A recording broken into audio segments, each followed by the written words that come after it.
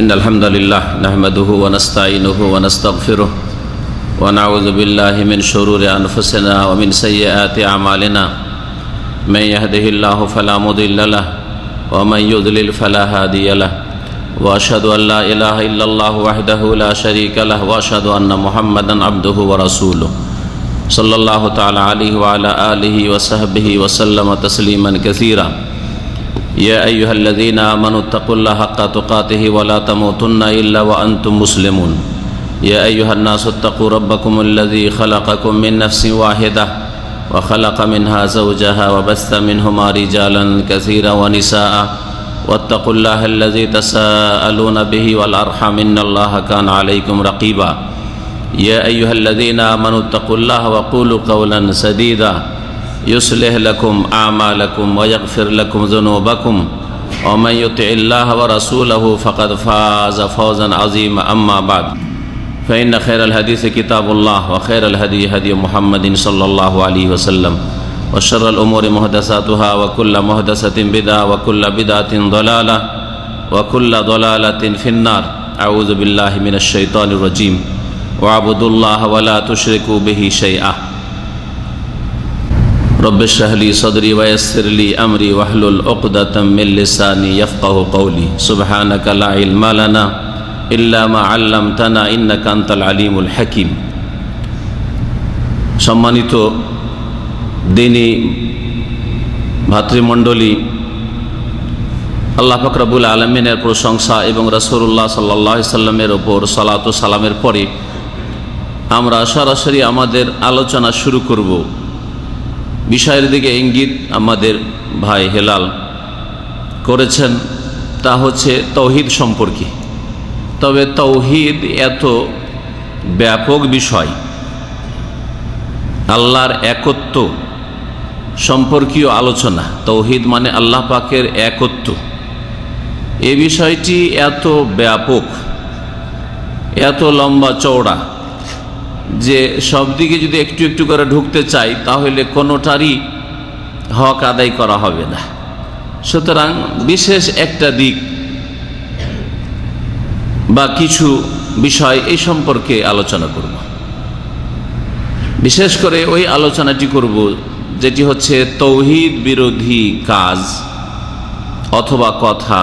আর এগুলিও অনেক আছে, এগুলি এত বেশি আছে তৌহিদ বিরোধী কথা কাজ যেগুলি আপনার তৌহিদ কি মানে আপনার দিনের মূল বিষয় আল্লাহর একত্ব প্রতিষ্ঠা করা কি ধ্বংস করে, পুরাপুরি নষ্ট করে, অথবা সেটাকে দুর্বল করে দেয়, কমজোর করে দেয়, যেটা কোনো কাজের যোগ্য থাকে না। যেমন প্রত্যেকটি ইবাদত বন্দেগীর ক্ষেত্রে এই রকমই বিধিবিধান আছে। নামাজ সম্পর্কে আমাদের জানা আছে, নামাজ বিরোধী কথা কাজ, নামাজ বিরোধী কাজগুলিও ওই রকমই দুই রকমের। কিছু নামাজ বিরোধী কাজ আছে যেগুলোতে নামাজ সালাত নষ্ট হয়ে যায়, পুরোপুরি নষ্ট হয়ে যায়। আপনার পুরো নামাজ পড়ে কোনো লাভ নেই, কিছুই হলো না, কিছুই পেলেন না আপনি। আর কিছু জিনিস আছে নামাজ বিরোধী যেগুলি করলে বা যেগুলি বললে নামাজের অবস্থায় যে আচরণগুলি আপনার দ্বারা যদি হয়ে থাকে তাহলে আপনার নামাজ দুর্বল হয়ে যাবে, কমজোর হয়ে যাবে, সেই নামাজে কোনো রকমের জান প্রাণ থাকবে না। ওই রকমই রোজা সিয়াম জানা আছে আপনাদের যে রোজার অবস্থায় কিছু জিনিস আছে যে রোজা তাতে কি হয়ে যায়, ভঙ্গ হয়ে যায়। আর এইরকম অনেক কিছু আছে যেগুলোতে রোজা পুরোপুরি ভঙ্গ না হলেও রোজার কোনো জান থাকে না, রোজা বড়ই দুর্বল কমজোর হয়ে যায়।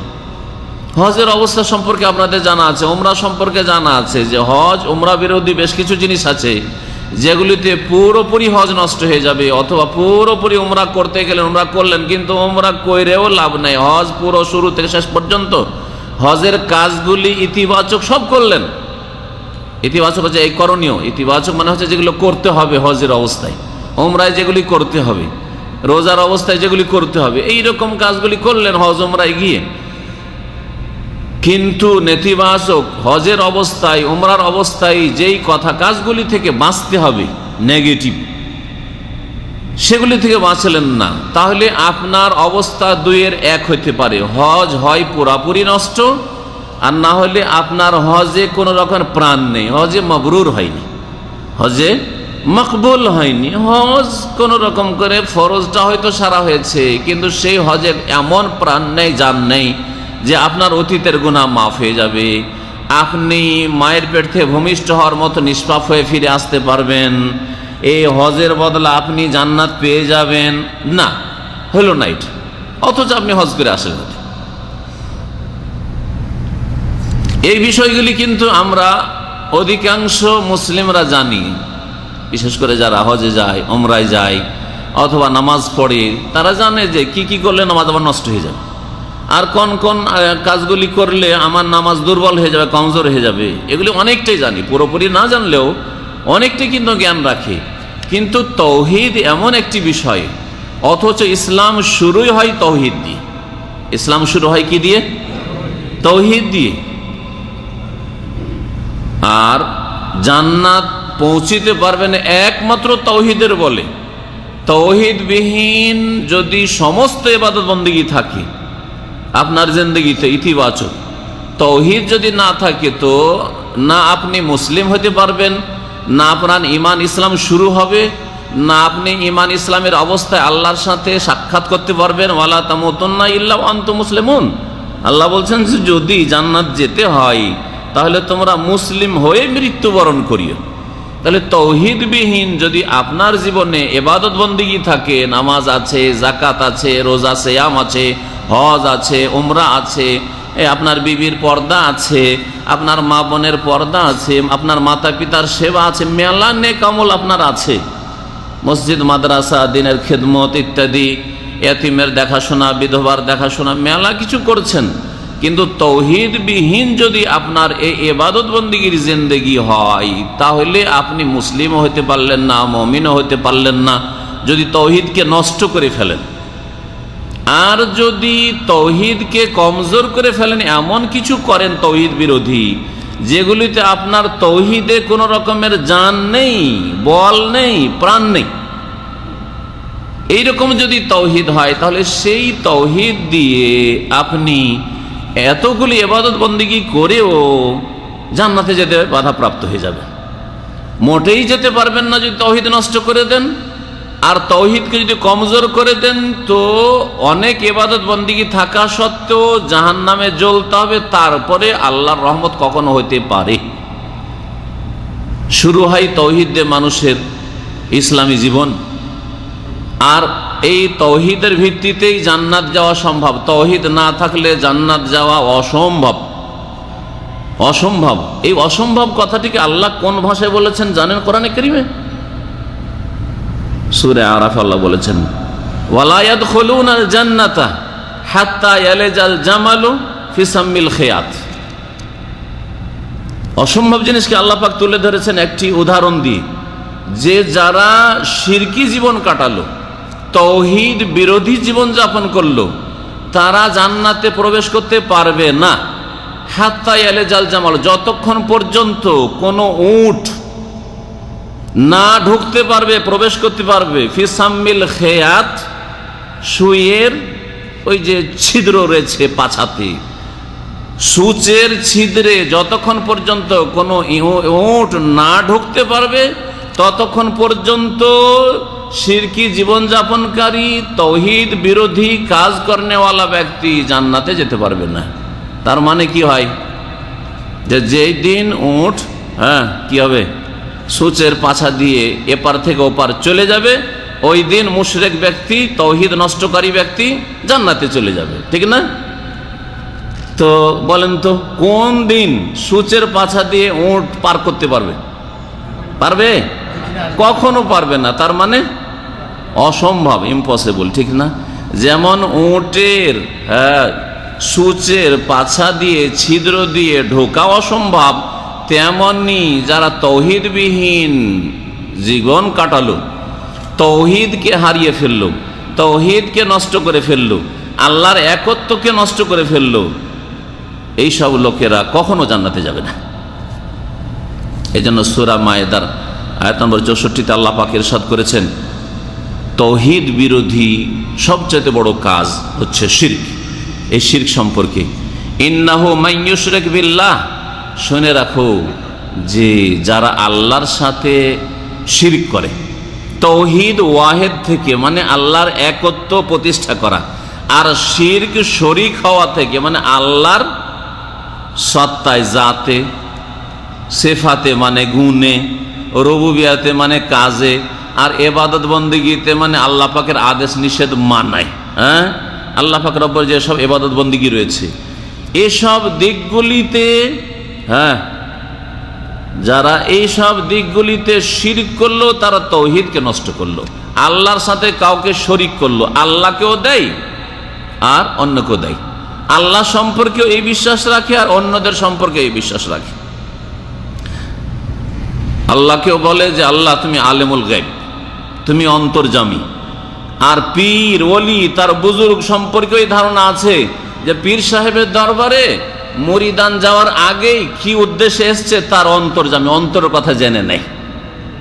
আলিমুন বেজাতি সুদূর, আরবিতে তো বলে না পীরকে, কিন্তু বাংলায় কি বলে যে পীরদেরকে আল্লাহ এত ক্ষমতা দিয়েছে যে মুরিদ কি গরজে এসছে, কোথা থেকে এসছে, কি উদ্দেশ্যে এসছে, কি তার সমস্যা আছে সব জানতে পারে।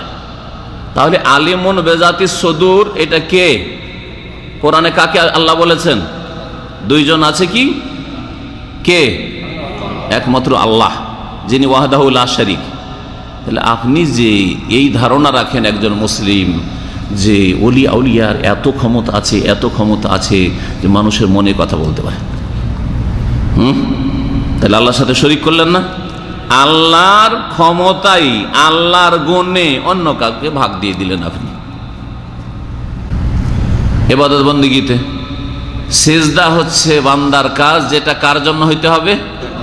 একমাত্র আল্লাহর জন্য। এটা হচ্ছে তৌহিদ। আপনার সিজদা যদি সব সময়, যতগুলি দুনিয়াতে সিজদা করবেন আপনি, নামাজের ভিতরে হোক আর নামাজের বাইরে হোক, সিজদায় শুকুর হোক আর সিজদায় তেলাওয়াত হোক আর সহ সিজদাই হোক আর নামাজের ভিতরের সিজদাই হোক, হ্যাঁ, যে কোনো সিজদা হোক না কেন, যত সিজদা করবেন কার জন্য করবেন? আল্লাহ বলছে ফাসজুদু লিল্লাহি ওয়াবুদু। কাকে সিজদা করো? আল্লাহকে সিজদা করো আর আল্লাহর ইবাদত করো, ঠিক না? সিজদা যদি আপনি এখন ভাগাভাগি করেন, নামাজের সিজদা আল্লাহর, সিজদায় শুকরও আল্লাহর, তেলাওয়াতের সিজদা আল্লাহর, হ্যাঁ, সহ সিজদা আল্লাহর, কিন্তু মাজারও একটা সিজদা আছে, সেটা কার? সেটা ওই মাজারের বাবার, মাজারে যে ওলি আউলি আছে তার জন্য। পীরের সাথে দেখা করতে গিয়ে অনেকে জীবিত পীরকে সিজদা করে, তার পায়ে একবারে মাথা রেখে দিয়ে সিজদা করে, বলছে এটা বাবার, ওই যে পীরকে বাবা বা ওলি, হ্যাঁ বলছে, হ্যাঁ, তো তার জন্য সেটা। তাহলে কি করলো? সিজদাকে কি করলো? ভাগাভাগি করে দিল। কিছু সিজদা আল্লাহকে দিল, কিছু সিজদা আল্লাহ ছাড়া অন্যকে দিল। এটা ইসলাম নয়, এটা ঈমান নয়, এটা তৌহিদ, আল্লাহর একত্ব প্রতিষ্ঠা করা নয়, বরং এটার নাম কি? শিরক। এর নাম যদি শিরক হয় তো যার চালচলন এইরকম থাকবে যে আল্লাহকেও সেজদা দেয় আর আল্লাহ ছাড়া আল্লাহ কোনো সৃষ্টিকেও সেজদা দেয়, সেই ব্যক্তির নাম কি? যে শিরক করে ওর নাম কি?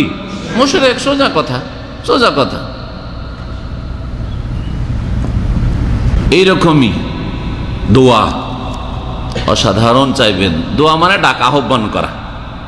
একটা লোককে ডাকলাম, যান ভাই এই গাড়িতে অমুক জিনিসটা আছে নিয়ে আসে, ওই লোকটা নিয়ে আসতে পারবে, ঠিক না? নিয়ে আসতে পারবে, তাহলে সাধারণ জিনিস। একটা লোককে ডাকলেন, ভাই শোনেন আমাকে একটু 100 রিয়াল দেন তো, কালকে দিয়ে দেবো। ডাকলেন আর ওর কাছে একটু সাহায্য চাইলেন, 100 রিয়াল হেল্প চাইলেন। মানুষ করতে পারবে না? পারবে না? এটা পারবে। তাহলে এই জন্য আল্লাহ ছাড়া অন্য কাউকে ডেকে তার কাছে হেল্প চাওয়া, একটা বোঝা ভারী আছে, একা উঠাতে পারেন না, ভাই আমার পিঠে উঠিয়ে দেন তো, মাথায় একটু উঠিয়ে দেন তো, উঠিয়ে নিয়ে তারপর চলতে লাগলেন। সেটা যদি 40 কেজির 60, 70, 80 এইরকম থাকে তো ঠিক আছে, যে 500 কেজি থাকে, হ্যাঁ, বোঝা গেছে? পাহাড়, মাশাআল্লাহ আপনি তো আল্লাহর ওলি, হ্যাঁ হুজুর আপনি তো আল্লাহর ওলি, হ্যাঁ, ওহদ পাহাড়টাকে উঠিয়ে একটু আমাদের দেশে পৌঁছা দেন তো। অসাধারণ কিনা? জি। আমি উদাহরণ দিই ডাক্তারের, যেগুলি করছেন রাত দিন করছেন। ডাক্তারের কাছে কি ডাক্তারকে বলেন, ডাক্তার সাহেব, ওকে ডাকলেন, দোয়া ডাকা, আপনি মাশাআল্লাহ এই সাবজেক্টটা পড়াশোনা করেছেন, একটু ভালো করে আমার চিকিৎসা করেন যাতে করে আমি ভালো হইতে পারি, বা যাতে করে আল্লাহ আমাকে ভালো করে, সবচেয়ে যাতে আল্লাহ আমাকে ভালো করে, কিন্তু একটু ভালো করে একটু চিকিৎসা করেন, যা খরচ হবে অসুবিধা নেই, ভালো করে চিকিৎসা করেন। জায়েজ না জায়েজ নয়? জায়েজ, কারণ নবী সাল্লাল্লাহু আলাইহি ওয়াসাল্লাম চিকিৎসা করতে বলেছেন। কিন্তু যদি ডাক্তারকে বলেন যে ডাক্তার সাহেব, আল্লাহ দিয়েছে যে আপনি অনেক পড়াশোনা করেছেন আর আপনার অনেক ক্ষমতা আছে, যখন পড়াশোনা করেছেন অনেক ক্ষমতা আছে, হ্যাঁ আপনি ভালো করে দেন আমাকে, হ্যাঁ আপনি না হইলে আমি ভালো হইতে পারবো না, আপনি আমাকে ভালো করে দেন। কথাটা কি? এটা তাওহীদ? এটা ইসলাম?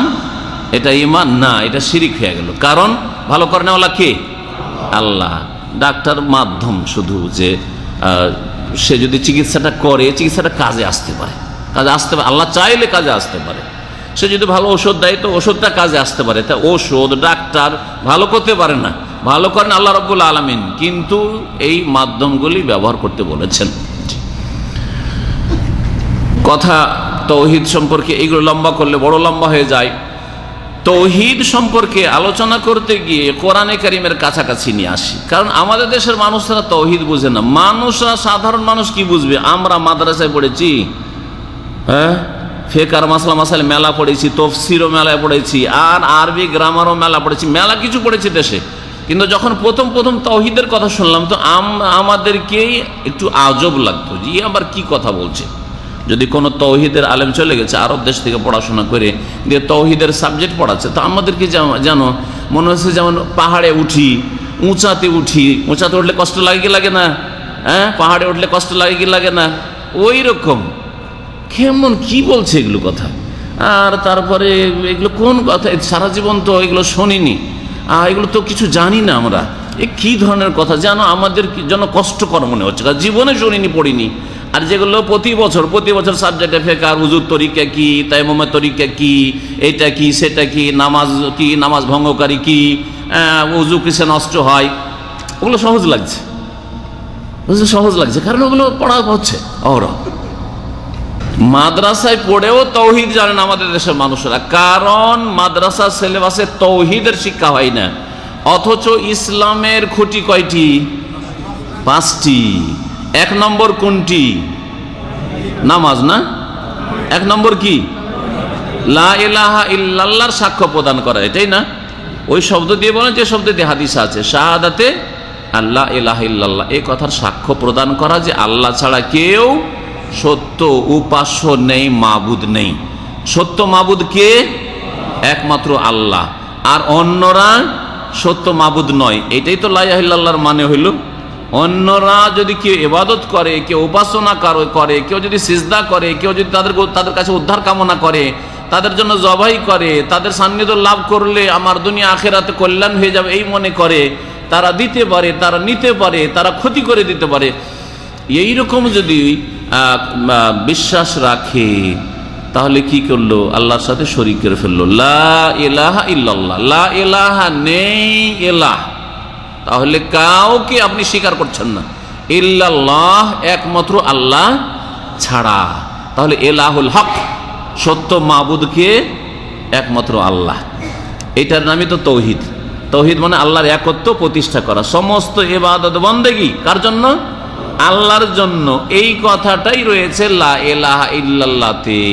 তাহলে তাওহীদ হচ্ছে ইসলামের কি বলেন?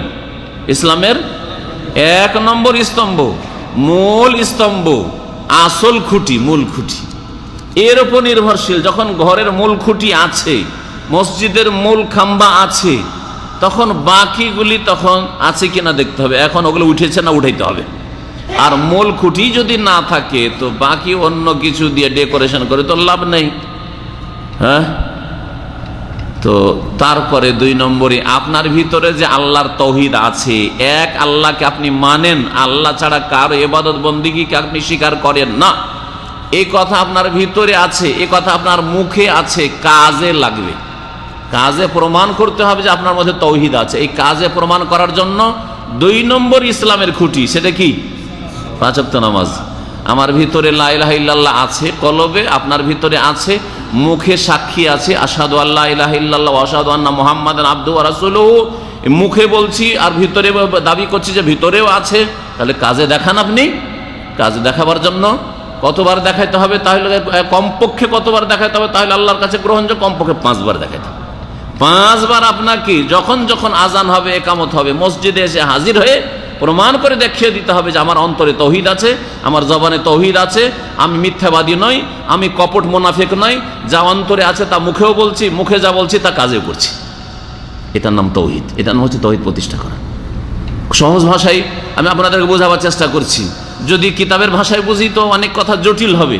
তৌহিদের কিসিম প্রকার আর এই আর সেই না, প্র্যাকটিক্যাল আপনি তৌহিদকে আপনার জীবনে বুঝেন। যদি আপনি তৌহিদ কত প্রকার নাও জানেন, কিন্তু আপনি তৌহিদের বিপরীত কিছু না করেন, তাহলে আপনার তৌহিদ ঠিক আছে। তৌহিদ ইতিবাচক বলি পজিটিভগুলো আছে, আর নেগেটিভ আপনার মধ্যে নেই, বেঁচে আছেন নেগেটিভ থেকে। আর তৌহিদকে আল্লাহর একত্ব প্রতিষ্ঠা করতে হবে, এটা বুঝে নিয়েছেন আপনি। কত কিসিম না কিসিম আর ওগুলোর নাম কি না জানলেও চলে, ওগুলো জানা আল্লাহ ফরজ করেনি, মানা ফরজ করেছেন। ওগুলো জানা হচ্ছে যারা বেশি জ্ঞান অর্জন করতে চায়, যারা একটু ভালোভাবে জানতে চায়, যারা কায়দা কানুনের সাথে জানতে চায় তাদের জন্য। কিন্তু জনগণের জন্য তৌহিদ প্রতিষ্ঠা করা ইতিবাচক আর নেতিবাচক, পজিটিভ নেগেটিভ দুটাই জরুরি। লা ইলাহা হচ্ছে নেগেটিভ আর ইল্লাল্লাহ হচ্ছে পজিটিভ, এই দুটো জরুরি। বোঝা গেছে? কোরআনে কারিমে তৌহিদ সূরা নিসার আয়াত নম্বর 36 দিয়ে শুরু করেছিলাম। ওতেও পজিটিভ নেগেটিভ আছে। আল্লাহ বলছেন ওয়াবুদুল্লাহ, হে মানুষ তোমরা আল্লাহর ইবাদত করো, আল্লাহর ইবাদত করো। ইবাদত কার করবেন? আল্লাহর। এটা হচ্ছে তৌহিদ। কিন্তু এতটুকু তৌহিদ যথেষ্ট না। ওয়ালা তুশরিকু বিহি শাইআ, আর তার সাথে কোনো কিছুকে শরীক করিও না, অংশীদার বানাইও না। এটা হচ্ছে নেগেটিভ। ওয়াবুদুল্লাহ পজিটিভ যখন করলেন, আপনি নামাজ পড়ছেন, আপনি রোজা রাখছেন, আপনি জাকাত দিচ্ছেন, আপনি হজ করছেন, আপনি উমরা করছেন, আপনি মাতা পিতার কে সন্তুষ্ট রাখার চেষ্টা করছেন, তাদের যে হক রয়েছে তা আদায় করছেন, আপনি স্ত্রীর হক আদায় করছেন, আপনি ছেলে মেয়েদের প্রতি পালন করছেন, হক আদায় করছেন, আপনি পাড়া প্রতিবেশীর হক আদায় করছেন, আপনি মালিক কফিলের আপনি বেতন নিচ্ছেন তার হক আদায় করছেন, কফিল বা মালিক বা আপনি হয়তো একটা প্রতিষ্ঠান চালাচ্ছেন, কর্মচারীর হক আদায় করছেন। এগুলো সব ইতিবাচক। ইতিবাচক যখন আছে তো নেতিবাচক থেকে বাঁচতে হবে। আর সবচেয়ে বড় নেগেটিভ ইসলামের আল্লাহর সাথে কাউকে শরীক করা। নেগেটিভ চুরি করা যাবে না, মিথ্যা কথা বলা, ব্যভিচার করা, খুন করা, ঠিক না, মদ খাওয়া, এগুলো সব নেগেটিভ, এগুলো থেকে মুক্ত হইতে হবে। কিন্তু এই সব আগে আল্লাহ পাক কি বলছেন? ওয়ালা তুশরিকু বিহি শাইআ, আল্লাহর ইবাদত করো, আল্লাহর আদেশ নিষেধ মেনে চলো, তার ইবাদত প্রতিষ্ঠা করো, আর তার সাথে কোনো কিছুকে শরীক করিও না। এটা হচ্ছে কোরআনের ভাষায় তৌহিদ। এরই প্রতিশব্দ বলতে পারেন, প্রতিবাক্য বলতে পারেন ওয়াবুদুল্লাহ ওয়ালা তুশরিকু বিহি লা ইলাহা ইল্লাল্লাহ, ওয়াবুদুল্লাহ ওয়ালা তুশরিকু বিহি লা ইলাহা ইল্লাল্লাহ। বুঝা গেছে? জি হ্যাঁ। এখন কোরআনের শুরুতে আসেন, কারণ কোরআনে কারীমের শুরুটা আমরা সকলে জানি। কোরআন শুরু হয়েছে কোন সূরা দিয়ে? সূরা ফাতিহা দিয়ে। সূরা ফাতিহাতে তৌহিদ আছে, যে তৌহিদের কথা প্রত্যেক রাকাতে স্বীকার করছেন আপনি। কি ইমাম, কি মুক্তাদি, কি একাকি, কি ফরজ পড়নেওয়ালা, কি সুন্নত পড়নেওয়ালা, কি বেতর পড়নেওয়ালা, সকলেই কিন্তু এই স্বীকার উক্তি করছেন ইয়াকা নাবুদু ওয়া ইয়াকা নাস্তাইন। ইয়াকা একমাত্র তোমার, একমাত্র তোমার। ইয়াকা মানে কি? একমাত্র তোমার। আল্লাহ তোমাকে শুধু খাস করছে, আর কাউকে না। তাওহীদ একত্ব, এটা একত্ব। নাবুদু একমাত্র তোমার, নাবুদু আমরা ইবাদত করি, আমরা একমাত্র তোমার ইবাদত করি। তাফসীরকারগণ এই আয়াতের তাফসীর বলছে, কোরআন তো খুব শর্টে সংক্ষেপে বলছেন নাবুদুকা ওয়ালা নাবুদু গায়রাকা। এটা হলো ইয়াকা নাবুদের অর্থ, আল্লাহ তোমার ইবাদত করি আর কারো করি না। লা ইলাহা ইল্লাল্লাহ যেটা মানে, ওয়াবুদুল্লাহ ওয়ালা তুশরিকু বিহি শাইআর যেটা মানে অর্থ, সেটা হচ্ছে ইয়াকা নাবুদের অর্থ। ইয়াকা নাবুদ সকলের মুখস্থ আছে, বলছেন তো ইয়াকা নাবুদ, কিন্তু ইবাদতের সিজদা যদি মাজারে ছেলে চাওয়ার জন্য মাজারে, আর রোগ ভালো করার জন্য মাজারে, আর ওখানে গেলে রুজিতে বরকত হবে, তাবারুক হাসিল হবে, বালা মুসিবত দূর হবে। খাসি জবাই হচ্ছে, গরু জবাই হচ্ছে মাজারে, মান্নত হচ্ছে মাজারের জন্য। তো কোথায় সব তো ভাগ বট্টার করে আল্লাহর কাছ থেকে কেড়ে নিয়ে চলে গেলেন। ডাকাতি তো মানুষের বাড়িতে না, আল্লাহর কাছ থেকে ডাকাতি করছেন। শিরিক সবচেয়ে বড় অপরাধ এই জন্য যে মানুষের কাছে ডাকাতি না। হ্যাঁ, কোনো আলেমের ঘরে ডাকাতি করেননি, আর কোনো মুসলিমের ঘরে ডাকাতি করেননি, কোনো অমুসলিমের ঘরে ডাকাতি করেননি, আল্লাহর ঘরে ডাকাতি করছেন আপনি। আল্লাহ পাকের হকে ডাকাতি করছেন আপনি। আল্লাহ হক কেড়ে নিয়ে গিয়ে গায়রুল্লাহকে দিয়ে দিচ্ছেন। এটা হচ্ছে তৌহিদ বিরোধী কাজ, শিরক। ইয়াকা নাবুদু ওয়া ইয়াকা নাস্তাইন, আল্লাহ একমাত্র তোমার কাছেই, আর কারো কাছে না। ভালো করে শোনেন তরজমা, ওয়া ইয়াকা, আর একমাত্র তোমার কাছেই, আর কারো কাছে নয়। নাস্তাইন, সাহায্য চাই। অসাধারণ ক্ষেত্রে, সাধারণ ক্ষেত্রে, সব ক্ষেত্রে সাহায্য কার কাছে চাইবেন? এটা সাধারণ। এই যে একটা লোকমা উঠিয়ে মুখে দিবেন, এটা সাধারণ কাজ না অসাধারণ কাজ? সাধারণই কাজ ধরতে হবে, সাধারণ কাজ। এটা যদি আপনি না করে আপনার স্ত্রীও মুখে উঠিয়ে দেয় তাও চলবে, চলবে না? চলবে না? বাচ্চাদেরকে উঠিয়ে খাওয়ান না বছরকে বছর। আরে ছেলে মেয়ে অনেক সময় আদরের ছেলে মেয়ে, যাদের একটু কম সম ছেলে মেয়ে আছে, বেশি নেয় বা খুব আদর করে, ও 8 বছর 10 বছরের ছেলে হয়ে গেছে, মেয়ে হয়ে গেছে, নিজে উঠিয়ে বাচ্চা খেতেই জান না, ওকে খাইয়ে দেয়। মা খাওয়ায়, বাপ খাওয়ায়, খাওয়াচ্ছেন, কাজ তো চলে যাচ্ছে, সাধারণ কাজ। তারপর এই ক্ষেত্রেও আল্লাহর কাছে আপনি সাহায্য চাইবেন। আল্লাহ তুমি রিজিকের ব্যবস্থা করো, আল্লাহ আমার একটা লোকমা খাদ্যের ব্যবস্থা করো, আমার রিজিকে বরকত দান করো, ঠিক না? আমার হাতকে তৌফিক দাও, হালাল খাওয়ার, হালাল উপার্জনের তৌফিক দাও। তাহলে সাধারণ ক্ষেত্রেও আল্লাহর কাছে সাহায্য চাইবেন, ওয়া ইয়াকা নাস্তাইন। আর অসাধারণ ক্ষেত্রে তো কারো কাছে চাওয়াই যাবে না। অসাধারণ ক্ষেত্রে সাহায্য কামনা করা, বালা মুসিবতে এমন বিপদে ফেসে গেছেন যেখানে সাধারণ মানুষ উদ্ধার করার কোনো ক্ষমতা জানে না, আপনি যদি অন্য কাউকে ডাকেন যে এখানে অনুপস্থিত রয়েছে, এটা অসাধারণ কাজ না? এটা তাহলে শিরক হয়ে যাবে। অথবা এত বড় কাজ, যেই কাজটা মানুষ করে দিতে পারেন আপনার, একমাত্র কে করতে পারে? আল্লাহ। তাহলে ওই ক্ষেত্রে যদি আল্লাহ ছাড়া অন্যকে ডাকেন তাহলে বড় শিরক হয়ে যাবে। তো বলছিলাম যে ওয়া ইয়াকা নাস্তাইন মানে কি হলো? হে আল্লাহ, একমাত্র তোমার কাছেই সাহায্য চাই, ছোট ক্ষেত্রে হোক, আর মেজো ক্ষেত্রে হোক, আর সেজো ক্ষেত্রে হোক, আর বড় ক্ষেত্রে, সমস্ত ক্ষেত্রে, সমস্ত ক্ষেত্রে তোমার কাছে সাহায্য চাই। বাকি কথা হলো যেগুলো সাধারণ ক্ষেত্র, সাধারণ ক্ষেত্রেও সেখানে পরস্পর হেল্প করা, হেল্প নেওয়া জায়েজ রয়েছে। যদি জায়েজ না হইতো তো আল্লাহ বলতেন না যে নেকির কাজে সাহায্য করো। সাহায্য করতেই যদি আমরা না পারতাম, আর সাহায্য নেওয়াই যদি জায়েজ না হইতো সাধারণ বিষয়ে, তাহলে আল্লাহ বলতেন না সূরা মায়েদাতে, ওয়া তাআওয়ানু আলাল বিররি ওয়াত তাকওয়া ওয়া লা তাআওয়ানু আলাল ইসমি ওয়াল উদওয়ান, তোমরা একজন অপরজনকে নেকির কাজে আর আল্লাহ ভীরুতার কাজে সাহায্য করো। তার মানে সাহায্য করাও যাবে, সাহায্য চাওয়াও যাওয়া, নেওয়াও যাবে, নেকির কাজে, ভালো কাজে, বৈধ কাজে। কিন্তু ওয়ালা তাআওয়ানু আলাল ইসমি ওয়াল উদওয়ান, গুনার কাজে আর সীমালঙ্ঘনের কাজে, জুলম অত্যাচারের কাজে কেউ কারো সাহায্য করিও না। সাহায্য নেওয়াও জায়েজ নয়, আর নেওয়াও জায়েজ না, দেওয়াও জায়েজ নয়। একটা লোক স্ক্রাবের মাল সামান চুরি করছে, বা কোনো কোম্পানি মাল সামান চুরি করছে, আর চুরি করে নিয়ে গাড়ি নেই, হ্যাঁ, রাস্তাতে দাঁড়িয়ে আছে, নিয়ে উঠবে। আপনি জানছেন এগুলো চুরি করা মাল, ভাই একটু হেল্প করেন, ভাই আমাকে একটু বাসা পর্যন্ত পৌঁছে দেন, করবেন? করবেন? অথচ করতে পারবেন, আপনি গাড়িতে উঠিয়ে নিয়ে ওকে পৌঁছে দিতে পারবেন না, করবেন না আপনি? একটা লোক চুরি করে এসছে অথবা খুন করে এসছে, বলছে ভাই, দেশি ভাই, আপনিও দেশি মানুষ, আমি একটা অপরাধ করে এসেছি, আমাকে একটু লুকিয়ে রাখেন যাতে করে আমি বাঁচতে পারি, হ্যাঁ, আমাকে, আমার তল্লাশি চলছে, আমাকে একটু রক্ষা। অথচ সে জালেম। তাহলে গুনার কাজে, অন্যায়ের কাজে, সীমালঙ্ঘন কাজে আল্লাহ সাহায্য করতে নিষেধ করেছেন, যদি আপনি তাকে আশ্রয় দিতে পারবেন। কিন্তু যদি একটা নিরীহ লোক হয়, নির্দোষী লোক হয়, নিষ্পাপ, অপরাধ করেনি, আর জুলুম অত্যাচার করার জন্য, মারার জন্য, খুন করার জন্য তাকে তলাশ করছে জালেমেরা, আর সে আপনার কাছে আশ্রয় চাইছে, আপনার বাড়িতে আপনি লুকিয়ে রাখতে পারবেন, তো অবশ্যই নেকির কাজে অবশ্যই সাহায্য করা। তাহলে বোঝা গেল সাধারণ ক্ষেত্রে আল্লাহ ছাড়া অন্যর কাছে সাহায্য নেওয়াও যাবে, চাওয়াও যাবে, দেওয়াও যাবে। আর অসাধারণ ক্ষেত্রে কার কাছে সাহায্য চাইতে হবে? রোগ ভালো করো, কাকে বলবেন? বালা মুসিবত দূর করো, কাকে বলবেন? আল্লাহ। ছেলে মেয়ে দান করো, বরকত দান করো, কাকে বলবেন? একমাত্র আল্লাহকে। রসুলুল্লাহকে বলবেন না আপনি। সাহাবীরা রসুলুল্লাহকে বলতে, ইয়া রাসূলুল্লাহ বরকত দেন, ইয়া রাসূলুল্লাহ দয়া করেন, ইয়া রাসূলুল্লাহ গুনাহ খাতা মাফ করেন, বলেছেন? হ্যাঁ, ইয়া রাসূলুল্লাহ আমার জন্য আল্লাহর কাছে একটু ক্ষমা চেয়ে দেন, আমার জন্য একটু দোয়া করে, আল্লাহ যেন আমাকে মাফ করেন, সেটা আলাদা কথা। জীবদ্দশায় যখন বেঁচে ছিলেন তখন, ইন্তেকাল করেছেন না, তার আমল বন্ধ হয়ে গেছে, সবার আমল বন্ধ হয়। আর কেউ নবীর কবরের কাছে গিয়ে বলবেন না যে ইয়া রাসূলুল্লাহ আমার জন্য একটু আল্লাহর কাছে ক্ষমা চেয়ে দেন, না। আল্লাহকে বলবেন যে আল্লাহ কিয়ামতের দিন তোমার নবীর সুপারিশ দান করি, আল্লাহর কাছে চাইবেন, আল্লাহ অনুমতি দিবেন যে এই বান্দা আমার কাছে সুপারিশ চেয়েছিল নবীর, কিয়ামতের দিন আপনার জন্য আল্লাহ সুপারিশের সুব্যবস্থা করে দিবেন। চাইবেন কার কাছে? একমাত্র আল্লাহ পাকের কাছে।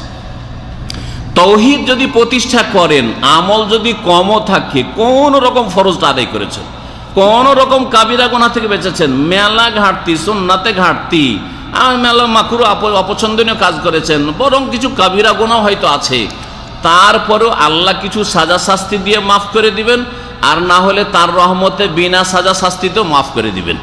বোঝা গেছে তৌহিদের এটাই ফজিলত। জান্নাতে যাবেন যদি তৌহিদ ঠিক থাকে। ফাইনাল্লাহ হারামা আলান নারি মান ক্বালা লা ইলাহা ইল্লাল্লাহ ইয়াবতাগি বিযালিকা ওয়াজহাল্লাহ, সহিহ মুসলিমের হাদিস। আল্লাহ পাক জাহান্নামের উপর এমন ব্যক্তিকে হারাম করেছেন যেই ব্যক্তি বলে লা ইলাহা ইল্লাল্লাহ, শুধু মুখে বলে না, আগে বলেছি অন্তরে, মুখে আর কাজেও। বুঝা গেছে না? লা ইলাহা ইল্লাল্লাহ অন্তরে, লা ইলাহা ইল্লাল্লাহ জবানেও, লা ইলাহা ইল্লাল্লাহ ইবাদত বন্দেগী তো, হ্যাঁ, আদেশ নিষেধ মানাতেও। যেই ব্যক্তি এইভাবে লা ইলাহা ইল্লাল্লাহ বলতে পারবে, লা ইলাহা ইল্লাল্লাহকে প্রতিষ্ঠা করতে পারবে, তৌহিদকে কায়েম করতে পারবে, আল্লাহ জাহান্নামের ওপর ওই ব্যক্তির গোশত, রক্ত, হাড় হাড্ডি হারাম করেছেন।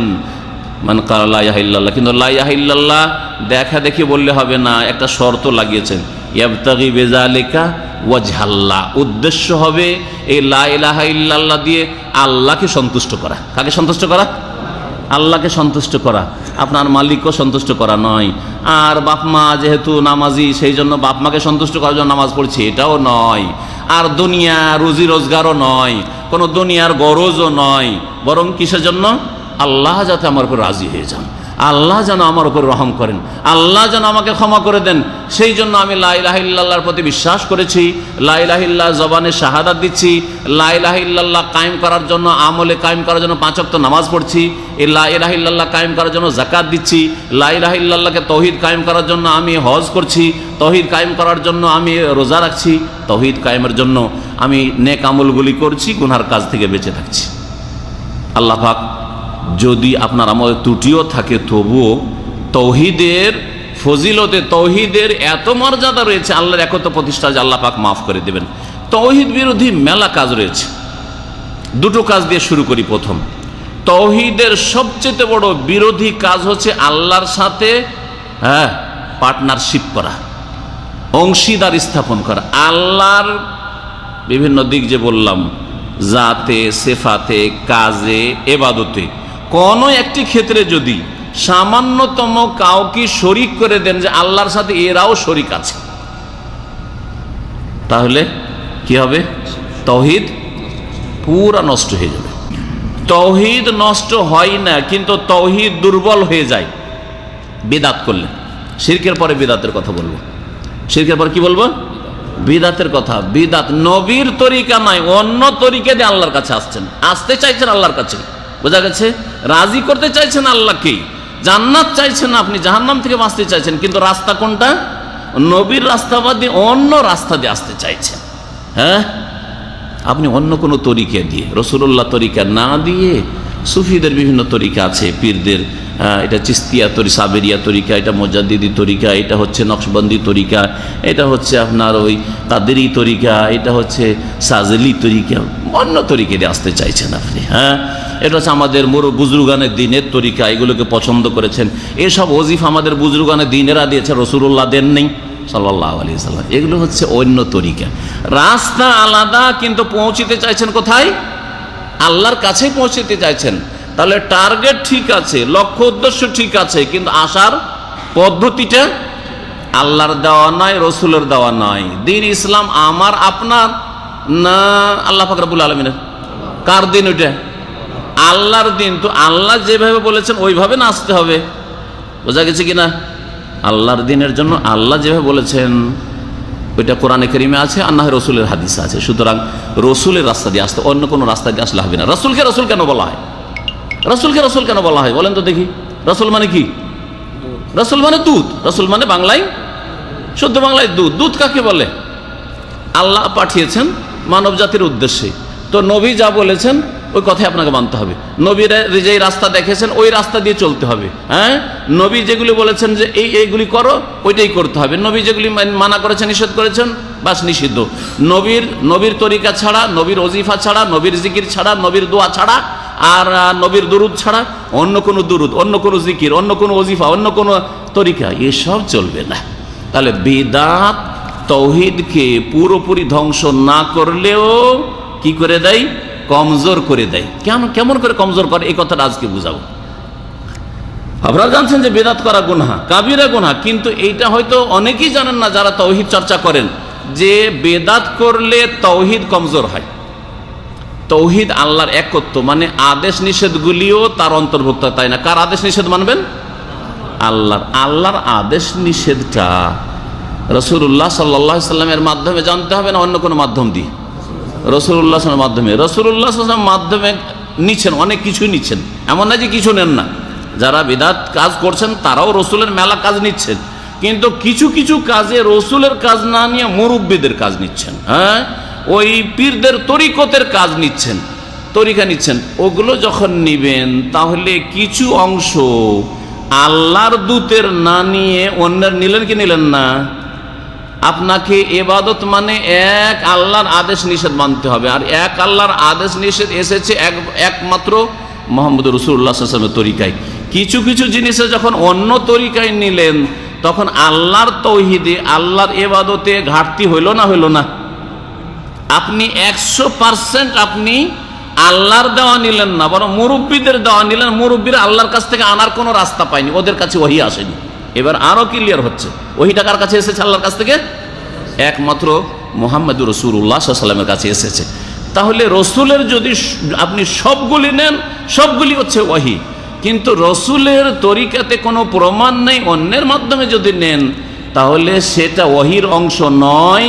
যখন ওহীর অংশ নয় তো সেটা অন্যের কাছ থেকে যখন নেওয়া হইল, আল্লাহর কাছ থেকে আসলো না, রসুলের রাস্তা দিয়ে আসলো না, তাহলে তাওহীদে আপনার ঘাটতি হয়ে গেল, দুর্বলতা চলে আসবে। তাওহীদ বিপরীত মেলা কিছু রয়েছে। আমাদের সমাজে এত বেশি তাওহীদ পরিপন্থী কথা কাজ রয়েছে যে বলে শেষ করা যাবে না। তাওহীদ পরিপন্থী জিনিস যদি থাকে তো আপনি দুনিয়াতে হেদায়েত প্রাপ্ত হতে পারবেন না, জান্নাতের রাস্তায়ও থাকলেন না, আর আপনি আল্লাহর আযাব থেকে নিরাপদও না দুনিয়াতে আখিরাতে। সূরা আনামের আয়াত নম্বর 82 আল্লাহ পাক ইরশাদ করেছেন, আল্লাযীনা আমানু ওয়া লাম ইয়ালবিসু ঈমানাহুম বিযুলমিন উলাইকা লাহুমুল আমনু ওয়া হুম মুহতাদুন। যারা ঈমান নিয়ে এসেছে, জাতিতে যারা মুসলমান, তারা এমনি জাতিগতভাবে কি ঈমান নিয়ে এসেছে, ঠিক কিনা? ঈমান নিয়ে এসেছে। ঈমান নিয়ে আসার পরে শুধু আল্লাহ বলে ঈমান নিয়ে আসলে জান্নাত, ঈমান নিয়ে আসলে হেদায়েত, ঈমান নিয়ে আসলে আল্লাহর আযাব থেকে নিরাপদ। হ্যাঁ, দুনিয়ার বালা মুসিবত আসবে না, দুনিয়াতে আল্লাহ ধ্বংস করবেন না, আখিরাতে জাহান্নামে দিবেন না, নিরাপদ, এই কথা বলেননি। যারা ঈমান নিয়ে এসেছে, ওয়ালাম ইয়ালবিসু ঈমানাহুম বিযুলমিন, আর তাদের ঈমানের সাথে জুলমের সংমিশ্রণ ঘটায় নাই। ঈমানের সাথে জুলমের, আর জুলম মানে হচ্ছে শিরক। জুলম মানে কি? শিরক। সাহাবীরা যখন এই আয়াত নাযিল হইল, বলছেন সাহাবীরা এই আয়াতের শানে নুজুল, যখন লাম্মা নাযালাত হাযিহিল আয়া, এই আয়াত নাযিল হল, শাক্কা আলা আসহাবি রাসূলিল্লাহ সাল্লাল্লাহু আলাইহি ওয়াসাল্লাম, রাসূলুল্লাহ সাল্লাল্লাহু আলাইহি ওয়াসাল্লাম সাথী সঙ্গীরা একেবারে চিন্তায় পড়ে গেলেন, পেরেশান হয়ে গেলেন, আর বললেন আইয়ুনা লাম ইয়াজলিম নাফসা, আমাদের মধ্যে এমন কি একেবারে এত পরিষ্কার পরিচ্ছন্ন আর এত বেশি পরেজগার আছে যে তার দ্বারা একটিও জুলুম হয় না, একটিও গুনাহ হয় না, এমন কেউ আছে?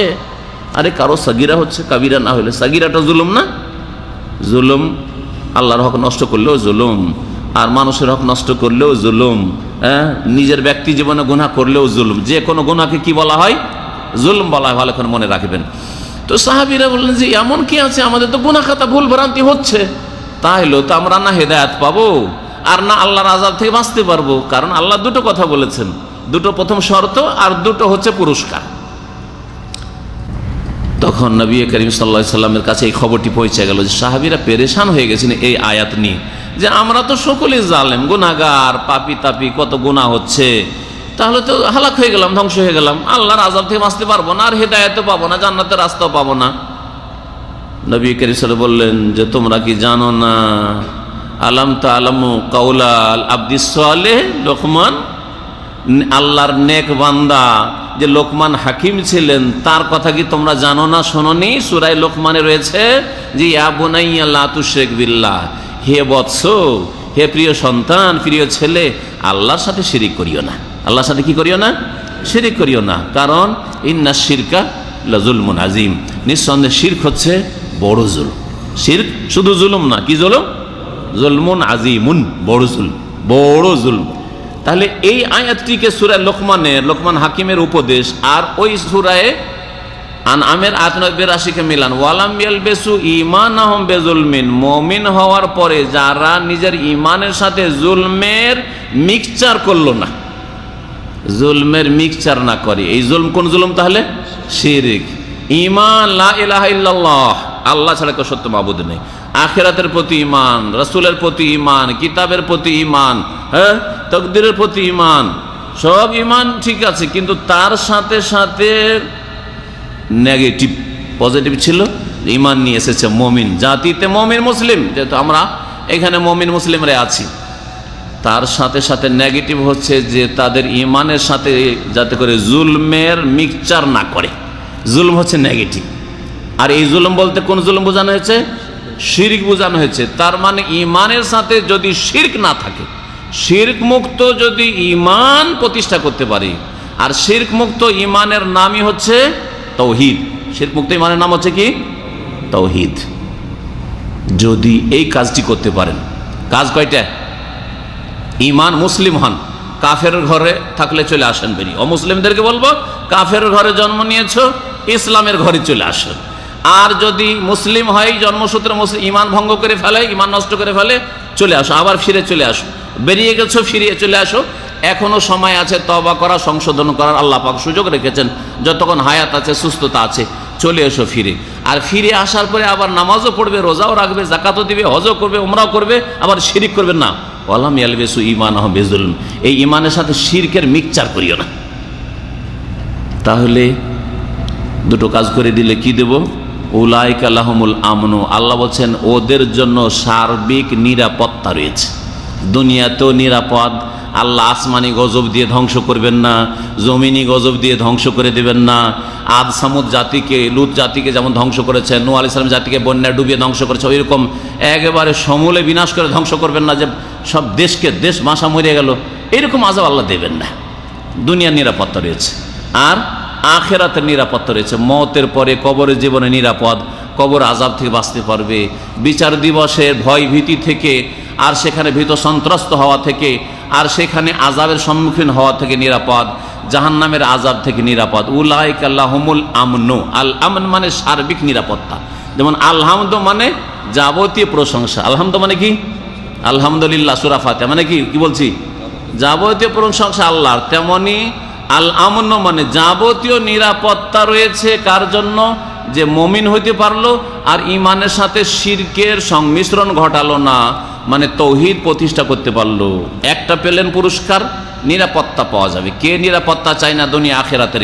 কোন মুসলিম জাহান্নাম থেকে বাঁচতে চায় না? কোন মুসলিম জান্নাতে যেতে চায় না? কোন মুসলিম নিজে অথবা নিজের বাপ মা, ভাই বেরাদর, স্ত্রী, ছেলে মেয়ে কবরের আযাবে ফাঁসুক চাই? সবাই আল্লাহর আযাব থেকে বাঁচতে চাই। তাহলে শিরক মুক্ত হয়ে যেতে হবে। আর কি? ওয়াহুম মুহতাদুন, আর ওরাই হেদায়েতের রাস্তায় রয়েছে, ওরাই রয়েছে হেদায়েত প্রাপ্ত হয়ে। হেদায়েত প্রাপ্ত, হেদায়েত মানে সোজা রাস্তায় চলা। সোজা রাস্তা কোনটা? সোজা রাস্তা কোনটা? জান্নাতের রাস্তা। সোজা রাস্তা কোনটা? জান্নাতের রাস্তায়। জান্নাতের রাস্তার নাম কি? সূরা ফাতিহাতে রয়েছে, সিরাতে মুস্তাকিম। হ্যাঁ, ইহদিনাস সিরাতাল মুস্তাকিম। এই সিরাতে সরল পথ, সরল পথ এই ঈমান লা ইলাহা ইল্লাল্লাহ থেকে শুরু হয়, তাওহীদ থেকে শুরু হয়, শিরক মুক্ত হওয়া থেকে শুরু হয়, আর এর গন্তব্য স্থান হচ্ছে জান্নাত। মুহতাদুন ইলাল জান্নাহ, হেদায়েত পেয়ে যাবে, রাস্তা পেয়ে যাবে জান্নাতের। জান্নাতের রাস্তা সহজ হয়ে যাবে, জান্নাতের রাস্তা সহজ হয়ে যাবে। তাওহীদ প্রতিষ্ঠা করেন।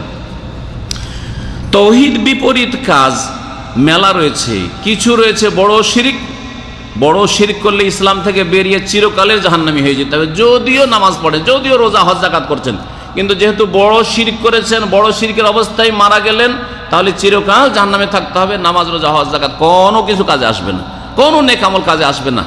লাইন আশরাকতা লা ইয়াহবাতান্না আমালুকা, সূরা জুমার আল্লাহ বলছেন, হে নবী তোমাকেও বলছি, তোমার পূর্বে যত নবী রাসূল হয়েছিল সকলকে বলেছি, এই কথা বলে সাবধান করে দিচ্ছি যে তুমি যদি শিরক করো, আর আগের নবীদেরকে বলেছি যে তুমি যদি শিরক করো, লা ইয়াহবাতান্না আমালুকা, তোমার আমল ধ্বংস হয়ে যাবে। তোমার আমল কি হয়ে যাবে?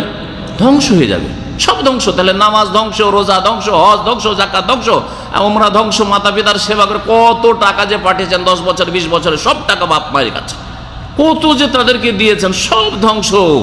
ওয়াল্লাযিনা কাফারু আমালুহুম কাসারাব, আমলগুলি মরিচিকার মতো হয়ে যাবে। মরিচিকা যেমন দেখে চিকচিক করে নদীর পাড়ে, নদীর কিনারায়, নদীর যে চর পড়ে থাকে না, বালির চর, রোদের সময় কেমন মনে হয়? একেবারে ফ্রেশ পানি মনে হয়।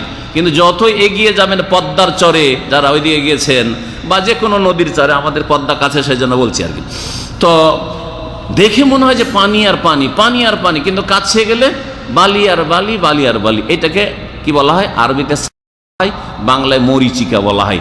যারা শিরকের অবস্থায় নামাজ, যাকাত, রোজা, হজ ভালো আমল করেছে, অনেক আমল করেছে, কিন্তু শিরক মুক্ত হতে পারেনি, ওদের আমলগুলি কাসারাবিন, আল্লাহ বলছেন সূরা নূরে, মরিচিকার মতো, কোনো কাজে আসবে না, পিপাসা মেটবে না, জান্নাতে যেতে পারবেন না। আল্লাহ পাক রব্বুল আলামিন যেন শিরক মুক্ত হওয়ার তৌফিক দান করেন। বড় শিরক ইসলাম থেকে বের করে দেবে, চিরকাল জাহান্নামে রাখবে। ছোট শিরক করলে কিছুকাল জাহান্নামে থাকতে হবে, অথবা কবরের আযাব হবে, দুনিয়ার বালা মুসিবত আসবে, পারিবারিক বালা মুসিবত আসবে, ছেলে মেয়েদের বালা মুসিবত আসবে, স্ত্রীরও বালা মুসিবত আসবে, আপনার শরীর স্বাস্থ্যের বালা মুসিবত আসবে, কারণ আপনার জন্য আমন নেই, নিরাপত্তা নেই। আল্লাহ বলছেন আমন দেবো না, নিরাপত্তা দেবো না, দুনিয়া নিরাপত্তা দেবো না। জিন পেরেশান করবে, জাদুতে পেরেশান করবে, শয়তানে পেরেশান করবে, মানুষ শয়তানে পেরেশান করবে, জিন শয়তানে পেরেশান করবে। এগুলো কাদের হয়? যাদের তৌহিদ খারাপ, যাদের তৌহিদে ভেজাল আছে।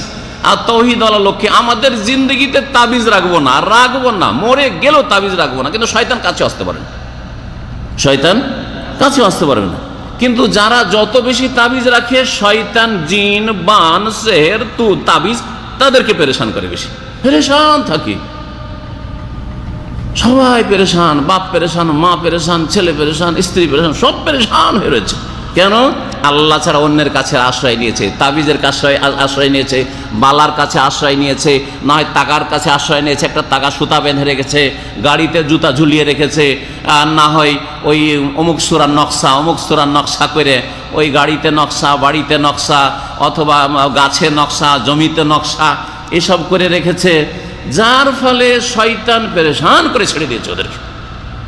আল্লাহ ছাড়া যখনই কারো কাছে আশ্রয় নিতে যাবেন, আল্লাহ অসহায় ছেড়ে দেবেন। প্রিয় মুহাম্মদ রাসূলুল্লাহ সাল্লাল্লাহু আলাইহি ওয়াসাল্লাম বলছেন, কোনো কিছু লটকানো, ঝুলানো, বাড়িতে, গাড়িতে, জমিতে, ফলের গাছে, অথবা গায়ে, আপনার গায়ে, ছেলেমেয়ের গায়ে, কোমরে, হাতে, যেখানেই ঝুলান না কেন, পায়ে, আমার দেশের লোকের পা কেটে যেত, তখন দেখতাম যে চুল দিয়ে, লোম দিয়ে, লোমের ভিতরে একটা কড়ি ঢুকিয়ে, আমরা কড়ি বলি, জানি না আপনারা কি বলেন, আমরা তো ওই কড়ি ঢুকিয়ে তখন বেঁধে রাখে। তো ছোটতে দেখতাম এরকম করে, এর পা কেটেছে, পায়ে ঘা হয়ে আছে, বেঁধে রেখেছে। জিজ্ঞেস করতাম কি ব্যাপার, বলছে বদনজর লাগবে না, তাহলে কুদৃষ্টি লাগবে না। শিরিক, এটা হচ্ছে শিরিক। আমাদের অহরহ তাবিজ শিরিক, এবং শুধু শিরিক নয়, শিরক তার সাথে সাথে আল্লাহ অসহায় ছেড়ে দেবেন।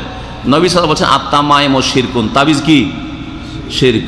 আরো বলছেন মান তাআল্লাকা তামিমাতান ফাকাদ কাফারা আশরাকা, যে তাবিজ লটকাবে, যে কোনো তাবিজ হোক না কেন, হয় বড় শিরক হবে, যদি তাদের গায়রুল্লাহর নাম থাকে, দেবদেবীর নাম থাকে, পীর মুর্শেদের নাম থাকে, তাহলে বড় শিরক হবে। আর যদি কোরআনের আয়াত দিয়ে তাবিজ করে, কোরআনের আয়াত আমল করার জন্য, আমল করার জন্য, বিশ্বাস করার জন্য, তাবিজ বাঁধার জন্য না, তাবিজ বাঁধার জন্য। যেমন ডাক্তারের প্রেসক্রিপশন আমল করার জন্য, ডাক্তার আপনাকে একটা প্রেসক্রিপশন লিখে দিয়েছে যে এই ওষুধগুলি যা ফার্মেসিতে নিয়ে নাও, তারপরে কি করতে হবে? সেবন করতে হবে, খেতে হবে, অথবা লাগাবেরও লাগাইতে হবে, তাই না? কিন্তু ডাক্তারের প্রেসক্রিপশনটা নিয়ে গিয়ে যদি তাবিজ বাঁধেন সুন্দর করে, আর দামি পিতলের তাবিজ বা স্বর্ণের তাবিজও ভরেন, চাঁদির তাবিজও ভরেন, বইরা বেঁধে রাখেন, সারা জিন্দগি যদি বেঁধে রাখেন, কাজে আসবে? কোনোদিন ডাক্তারের প্রেসক্রিপশন কাজে আসবে না। আল্লাহ তো আহকামুল হাকিম, সবচেয়ে বড় ডাক্তারদের ডাক্তার, তো তার প্রেসক্রিপশন কোরআনুল করিম, তার প্রেসক্রিপশন রাসূলুল্লাহ সাল্লাল্লাহু আলাইহি ওয়াসাল্লামের প্রেসক্রিপশন হাদিস। আপনি হাদিসের দোয়া বেঁধে রাখবেন, কোরআনের দোয়া বেঁধে রাখবেন, কোরআনের নকশা আবার বানাওয়াট নকশা বেঁধে রাখবেন। এই কাজের জন্য কি আল্লাহ কোরআন নাযিল করেছেন? এটা তো ওই রকমই হলো যেমন ডাক্তারের প্রেসক্রিপশন কোথাও বেঁধে রাখা, এরকম ডাক্তারের প্রেসক্রিপশন কোনো আধ পাগলাও বেঁধে রাখে না। হ্যাঁ, পাগল তো কিছু বোঝে না, সেজন্য পাগল বলবো না, কোনো আধ পাগলও আধা পাগলও বেঁধে রাখে না। ডাক্তারের প্রেসক্রিপশন নিয়ে গিয়ে ওষুধ কিনে খায় বা ওর আত্মীয় স্বজনরা খাওয়ায়, কিন্তু কোরআনে কারীম বেঁধে রাখে আমাদের দেশে তাবিজ করে। আরো শুনেন, যারা তাবিজ করবে, মান তাআল্লাকা তামিমাতান ফাকাদ ওকিলা ইলাইহি, যে তাবিজ ঝুলাবে আল্লাহ তাকে অসহায় ছেড়ে দেবেন যে তুই তোকে রক্ষা কর, আমি রক্ষা করব না। ওকিলা ইলাইহি মানে আল্লাহ ওর হাওয়ালা ওকে করে দেবেন, তুই তোকে দেখে নে, আমি দেখবো না তোকে, তুই তোকে রক্ষা কর, আমি তোকে রক্ষা করবো না। ফাকাদ ওকিলা ইলাইহি। আরো বলছে মান তাআল্লাকা তামিমাতান ফালা আতাম্মাল্লাহু লাহু, বদদুয়া নবী করিম সাল্লাল্লাহু আলাইহি ওয়াসাল্লামের, যেই ব্যক্তি তাবিজ লটকাবে আল্লাহ যেন তার মনের কামনা পূরণ না করেন। কার দোয়া? কার দোয়া? রাসূলুল্লাহ সাল্লাল্লাহু আলাইহি ওয়াসাল্লামের দোয়া। নেক দোয়া না বদদোয়া? বদদোয়া। যে তাবিজ লটকাবে আল্লাহ যেন তাকে কখনো সফল না করে, আল্লাহ যেন তার মনের কামনা বাসনা কখনো পূরণ না করে। ফালা আতাম্মাল্লাহু লাহু। তাহলে বালা, টাকা অথবা তাবিজ এগুলি যদি আত্মরক্ষার জন্য বা বিপদ আপদে রক্ষার জন্য, বিপদ আপদ যেন না আসে বা এসে গেছে ভালো হবে, এসব তাবিজের মধ্যে এগুলো হলো শিরকি কাজ, আর আল্লাহ অসহায় ছেড়ে দেবেন এর উপায়। সুতরাং আপনি যদি চান যে আল্লাহ আপনাকে অসহায় ছেড়ে দিক, তাহলে তাবিজ ঝোলান, বালা ঝোলান, আপনি তাগা বাঁধেন, সুতা বাঁধেন ইত্যাদি সব করেন না, কখনো করবেন না। ঝাড়ফুঁক করা, ঝাড়ফুঁক দুই রকম, ঝাড়ফুঁকে ভাগ, তাবিজের দুই রকম নেই। তাবিজ সব তাবিজের শিরক, হয় বড় শিরক আর না হয় ছোট শিরক। কিন্তু ঝাড়ফুঁক যদি কোরআনে কারীমের আয়াত দিয়ে, সূরা ফালাক নাস দিয়ে, ইখলাস দিয়ে এগুলি যদি করেন, অথবা যে কোনো আয়াত দিয়ে যদি দম করেন, বিসমিল্লাহ পড়েও যদি ফুঁক দেন, নবীর হাদিসের দোয়া পড়েও যদি ফুঁক দেন, তো ওর একটা বরকত রয়েছে। রোগীর গায়ে ফুঁক দেন অথবা পানিতে তেলে দিয়ে ওইটা সেবন করান, এর বৈধতা রয়েছে। কিন্তু যদি শিরকি কথা দিয়ে ফুঁক দেওয়া হয় তাহলে শিরক, অথবা শিরকি কথা নাই এমন কিছু বাক্য দিয়ে ফুঁক দিচ্ছে আপনার ওঝা কবিরাজ, বোধগম্য না, বাঙালি মানুষ আর বুঝতে পারেন না, আরবিও না, বাংলাও না, হ্যাঁ কিছুই বোঝা যায় না। আর এই রকম বাক্য পড়ে কি করছে? হ্যাঁ কি করছে? ফুঁক দিচ্ছে। যেমন মকসুদুল মুমিনিনে আছে, নিয়ামুল কোরআন চেহেল কাপ আছে, 40টা কাপ বিশিষ্ট একটা মন্ত্র আছে, 40টা কাপ আছে দুটো লাইনের মধ্যে। আর এমন এমন শব্দগুলি আছে, এগুলি মানুষের নাম না, মুসলিমের নাম হয়তো দূরের কথা, এগুলি সব জিন শয়তানের নাম। তাহলে শয়তানের নাম দিয়ে, জিনের নাম দিয়ে তৈরি করা চেহেল কাপ, ভাষাটা আরবি না ফার্সি। চেহেল মানে 40, আর কাফ মানে কাফ, মানে তাতে 40টা কাফ আছে। এটা তো যারা ব্যবহার করে তারাও বুঝে না। চেহেল মানে হ্যাঁ কি বলা হয়? এই জন্য চেহলম বলা হয়। 40 করা, বাঙালিরা 40 করা বলে, আর ইন্ডিয়ান পাকিস্তানি উর্দু ভাষায় বলে চেহলম করা, চেহলম মানে 40 করা। জি, তো এই 40টা কাপ দিয়ে যে মন্ত্র তৈরি করা, এটা বড় শিরক, কারণ এতে জিন শয়তানের নাম আছে। আমাদের দেশে গরুর পায়ের ঘা ভালো করার জন্য 7টা সুদখোরের নাম লিখতে হবে, লিখার পরে বেঁধে দিতে হবে পায়ে। এগুলো আমরা ছোটকালে গৃহস্থের বাড়ি, চাষির বাড়িতে শুনেছি, এগুলো করে, বড় শিরক এগুলো। কথা বোঝা গেছে? আল্লাহ ছাড়া অন্যের নাম দিয়ে। অর্থ যদি না বুঝেন, আপনাদেরকে হাসি লাগবে কিন্তু ছোটকালে মনে আছে, বিছানায় পেশাব করা বুঝেন? ছোট বাচ্চাদের তো করে না, করে না? না আপনাদের এলাকায় মনে হয় করে না, না আপনাদের অনেকেই করেছেন, 10 বছর 12 বছর 15 বছর অনেকে করেছেন, করেন নাই? আমাদের এলাকায় এক লোক ছিল, বিয়ে হয়ে তার ছেলে মেয়ে হয়ে গেছে, তারপরে বিছানায় পেশাব করে দিত, বিছানায় পেশাব করে দিত। তো ছোটকালে আমাদেরকে শিখাইতো, আমাদের নানি খালারা শিখাইতো, দাদিরা শিখাইতো যে রে বিছানায় যখন শুয়ে যাবি তখন এইটা পড়বি রে, এইটা পড়লে তোর বিছানায় আর মুদবি না, তুই মোতা বুঝেন তো মনে হয় না, বিছানায় তো আর মুদবি না। কি তো বলছে? 1 বাত্তা 2 বাত্তা, হ্যাঁ, আর ঘর সুতা বাহির মুতা। কথা বলছে 1 বাতা 2 বাতা, আর ঘর সুতা মানে ঘরে শুয়ে থাকবি তুই, আর বাহির মুতা মানে বাইরে মুতবি, বিছানায় মুতবি না। সুবহানাল্লাহ। বলেন এইটা হলো চিকিৎসা কিসের? বিছানায় পেশাব না করার। ছোট কাল থেকে এখনো মুখস্থ আছে, 50 পার হয়ে গেছে বয়স, আর এখানে এসে মগজে ঢুকে মুখস্থ হয়েছে। বলিনি হয়তো, কিন্তু এগুলো শুনেছি, যেগুলো সব বলাই তো। আর যাই হোক, এগুলো করাই তো 7 বছর 8 বছর 10 বছর বয়সে এগুলো শিখা। এগুলো হলো আমাদের দেশের কি, এগুলো হলো ঝাড়ফুঁক, হ্যাঁ, দম করা, বা এগুলো হচ্ছে আমাদের দেশের দুয়া। এগুলো দুয়া না, এগুলো হচ্ছে মন্ত্র, এগুলো হচ্ছে মন্ত্র, এগুলো হচ্ছে শিরক, এগুলো শিরক। তাহলে দেখেন, নামাজ রোজা করার পরে এগুলো যদি থাকে, তাহলে শিরকের অবস্থায় চলে যাবেন আপনি। আপনার ছেলে মেয়ে শিরকের অবস্থায় চলে যাবে, আপনার স্ত্রী, আপনার মা খালা শিরকের অবস্থায় চলে যাবে। আর আমাদের মা খালারা অনেকের এগুলোই শিখায়, জি রাত্রে দিবি না, টোটকা ফোটকা খুঁজছে, রাতে ভিক্ষে দিবি না রে, রাতে ধার দিতে নেই, খেতে পায় না গরিব মানুষ, দাও 1 কিলো চাল দাও, অনাহারে আছে আমার ছেলে মেয়ে। বলছে রাত্রে দেবো না, দিনে কেন আসিস নি? কেন দিবে না, কেন দিবে না দাদি, কেন দিবে না? বলছে রাত্রে যদি ধার দিই তো সব বাড়ি থেকে বেরিয়ে চলে যাবে, সব বাড়ি থেকে রুজি সব বেরিয়ে চলে যাবে, গরিব হয়ে যাব, ফকির হয়ে যাব। এগুলো শিরক। এগুলো কি? আত্মেয়ারা। হাদিস আছে, তেয়ারা মানে অলৌকিক কুলক্ষণ মনে করা কোনো কিছুই। আত্মেয়ারা তো শিরক, এগুলো হচ্ছে শিরক, এগুলো হচ্ছে শিরক। জি, ঝাড়ফুঁকের ক্ষেত্রে সতর্ক সাবধান। যার কাছে ঝাড়ফুঁক করতে চাচ্ছেন সে আল্লাহ ভীরু কিনা, ভালো কোরআন হাদিসের আলেম কিনা, না বিদাতি আলেম, নাকি দুনিয়াদার এমনি লোক, একটা মূর্খ লোক ঝাড়ফুঁক করছে, মন্ত্রতন্ত্র, হিন্দুদের শিরকিয়া মন্ত্র অথবা মুসলিমদের কবর মাজারের মন্ত্রতন্ত্র এইসব পড়ে ফুঁক দিচ্ছে। আপনাকে অবশ্যই নিশ্চিত হতে হবে, তারপরে এইসব ঝাড়ফুঁক না হলে নিজেই করবেন আপনি, সবচাইতে ভালো। এই জন্য নবী করিম সাল্লাল্লাহু আলাইহি সাল্লাম তার সাহাবীরা নিজেকে নিজে দম করতেন। আপনি নিজেই পড়েন, নিজে ফুঁক দেন, নিজেই পড়েন, নিজে ফুঁক দেন। আপনি নিজে পড়ে আপনার ছেলে মেয়েকে ফুঁক দেন, কারণ আপনি তাওহীদ বুঝেন। আপনি শিরকি কথা দিয়ে আপনার ছেলে মেয়ের আপনি দম করবেন না, নিজেকেই দম করা, এটা হচ্ছে শরীয়ত সম্মত কাজ। তাওহীদ পরিপন্থী একটি বিষয় হচ্ছে তাবাররুক হাসিল করা। বরকত একমাত্র আল্লাহতে রয়েছে, তাবারাকাল্লাযী বিয়াদিহিল মুলক, এটা হচ্ছে ইসলাম, এটা হচ্ছে তাওহীদ। বরকত আল্লাহ যেই জিনিসে বরকতের কথা বলেছেন তাতে বরকত রয়েছে। মক্কা যাচ্ছেন তওয়াফ করার জন্য অথবা জিয়ারা করার জন্য, উমরা করার জন্য, বরকত আছে না নেই? মক্কার মসজিদে হারামে বরকত রয়েছে, মসজিদ নববীতে বরকত আছে না নেই? এখানে 1000 রাকাত পড়েন আর মদিনায় গিয়ে 1 রাকাত পড়েন, সমান, ঠিক কিনা? মক্কায় গিয়ে এখানে যদি মক্কায় যদি 2 রাকাত পড়েন, এখানে কত পড়তে হবে অতটা নাকি হাসিলের জন্য? মক্কায় 2 রাকাত যদি আপনি তাহিয়াতুল মসজিদ পড়েন, 2 রাকাত নামাজ পড়ে, একটা ওয়াক্ত নামাজ পড়ে, মাত্র 2 রাকাত নামাজ পড়েছেন, ফজরের 2 রাকাত নামাজ পড়েছে, ধর এখানে কত রাকাত পড়তে হবে? 2 রাকাত সমান এখানে কত পড়তে হবে? 2 লক্ষ পড়তে হবে। তো এটা বরকত না? কিন্তু এই বরকতের কথা কোরআন হাদিসে আছে, হ্যাঁ, কোরআন হাদিসে আছে। বাইতুল মুকাদ্দাসে, ফিলিস্তিনের মসজিদে আকসায় বরকত আছে, কোরআনে আছে, আল্লাযী বারাকনা হাওলাহু, মসজিদ আকসার চারিদিকে আমি বরকত দিয়েছি, যেখানে নবীকে আমি মেরাজে নিয়ে গেছিলাম। আল্লাহ বলেছেন না বলেন নাই? কিন্তু যদি আমাদের মাজারে বরকত আছে, হ্যাঁ, আমাদের অমুক বিশ্ব ইজতেমা যেখানে হয় ওখানে বরকত আছে, মোবারক ওই জায়গা, হ্যাঁ, আমাদের ওলিয়া উলিয়ারা যেখানে শুয়ে আছেন ওখানে বরকত আছে, বোঝা গেছে? যেখানে আমাদের বুজুর্গানে দিনেরা বসতো ওই জায়গাটায় বরকত আছে, বুজুর্গানে দিনের হাতে বরকত আছে, একটু হাতে বোসা দি, চুমা দি, বুজুর্গানে দিনের পায়েও বরকত আছে, পায়ে চুমা দি, বোঝা গেছে? হ্যাঁ, মাজারে জালিতে বরকত আছে, দেয়ালে বরকত আছে, মাজারে একটু চুমা দি, তাহলে এগুলো কি? শিরক। এগুলো হচ্ছে কি? শিরক। কখনো বড় শিরক হয়ে যাবে, ইসলাম থেকে বের করে দিবে, কখনো ছোট শিরক হবে, কিন্তু শিরক।